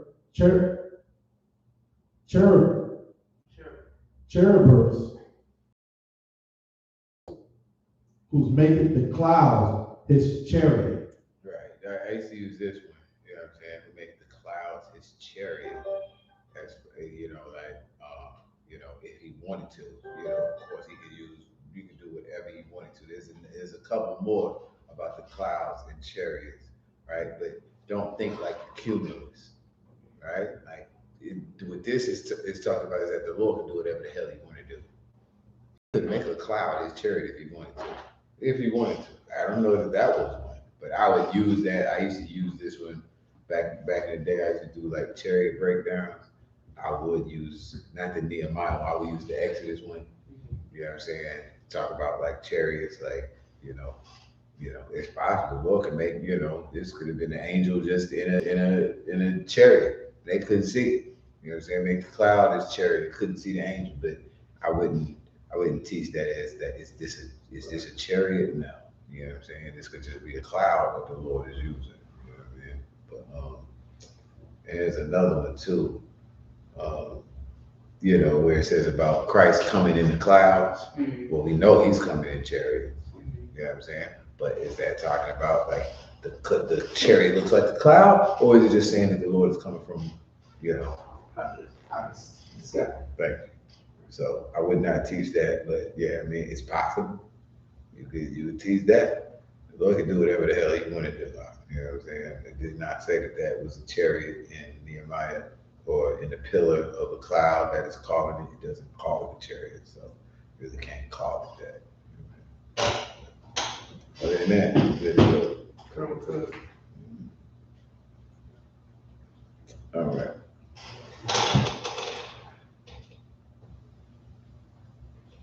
Man, bro say he found the truth in the belly of the beast. I hear you, I. See, we all in hell, like this shit. We all in the belly of this goddamn beast, man. And it's about high time we get out of here, man. So, you know what I mean? Lord allow, everybody's able to make it down. We got a couple more weeks before Hanukkah. You know what I'm saying? We got to get some candles too, y'all. Put that on the list, Baruch Shah. We got to get the right candles. Oh, yes, on the list. Hanukkah, yeah. I was talking about. So, Hanukkah coming up November 28th. So y'all get y'all stuff in order. We'll be getting it in. And then that following weekend, or is it that same week or something like that, we'll be doing another little cookout, a little barbecue. We're gonna do our thing, man. Listen, you might not want to miss it because I'm going all the way in on this one, man. Like everything I could think of. Like, I don't know. I'm smoking the hell out of something, man. I don't know if we're gonna do like we're gonna fry a turkey. I'm gonna smoke some brisket or some salmon or some what we need to smoke, man. What we ain't tried yet. No, I'm gonna smoke some bacon. Smoke that bacon. I gotta get that on. We smoke some bacon. We got have bacon on everything. Get it. Beef bacon for all these guys. I gotta find Applewood connect to something. Man, yeah, you can find wood anywhere, bro. It shouldn't be no problem with all these trees out here. Things cutting down. But yeah, so y'all, let's get it together. Oh, also, let me make this announcement real quick regarding the Passover, right? We got the information, so if y'all got pen and paper, you might want to write it down now. Y'all gonna be the first ones to get this info. So, 53rd annual Passover is going to be, of course, Friday, April 15th, 2022. Feast of Unleavened Bread is April 16th, 2022. You want to book for both of those days, okay? Don't just come for just the Passover. You understand? Like, Moses asked Pharaoh to be able to go out and worship the Lord for them 3 days, to worship the Most High the way he was supposed to. Well, you're going to need at least 2 from your Pharaoh, right? So put these days in, April 15th and April 16th. Passover is the 15th, Feast of Unleavened Bread is the 16th. We're going to be having it at the Space Coast Convention Center. Space Coast Convention Center, that's in Cocoa Beach, Florida. 301 Tucker Lane, Cocoa Beach. 32926 is the zip. Okay, we've got a group booking rate. Okay, and it's starting on the 14th, April 14th, 15th, and 16th. And the hotel, the venue is honoring us 3 days prior and or 3 days after, meaning this: if you need to come 3 days before that, or you want to come 3 days before that, they'll honor this same booking rate. this same, group booking rate, they're giving us those days, so you'll be able to get it. So 3 days prior and 3 days after, they're honoring that same rate. And then the overflow, if you don't get into this one, now the Space Coast Convention Center, wait a minute. Let me make sure.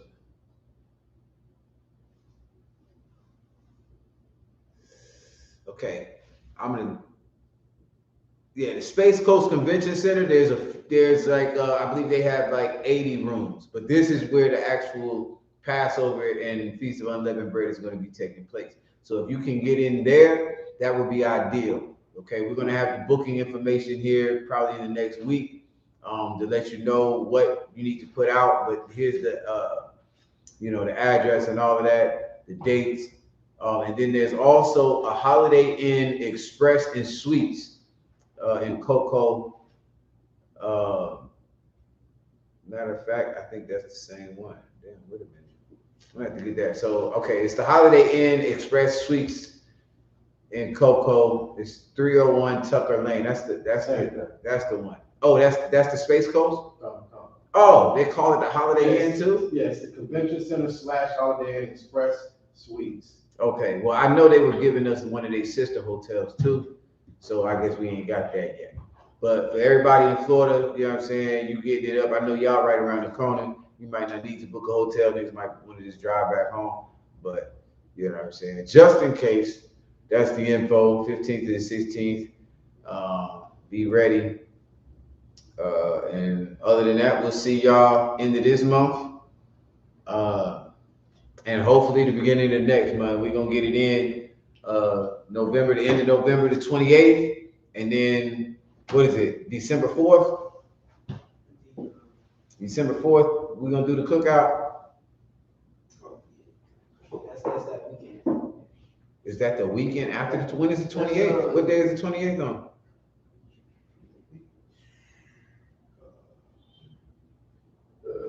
The weekend is the 24th. That's what I'm saying. No, 28th. The 28th is on that Sunday.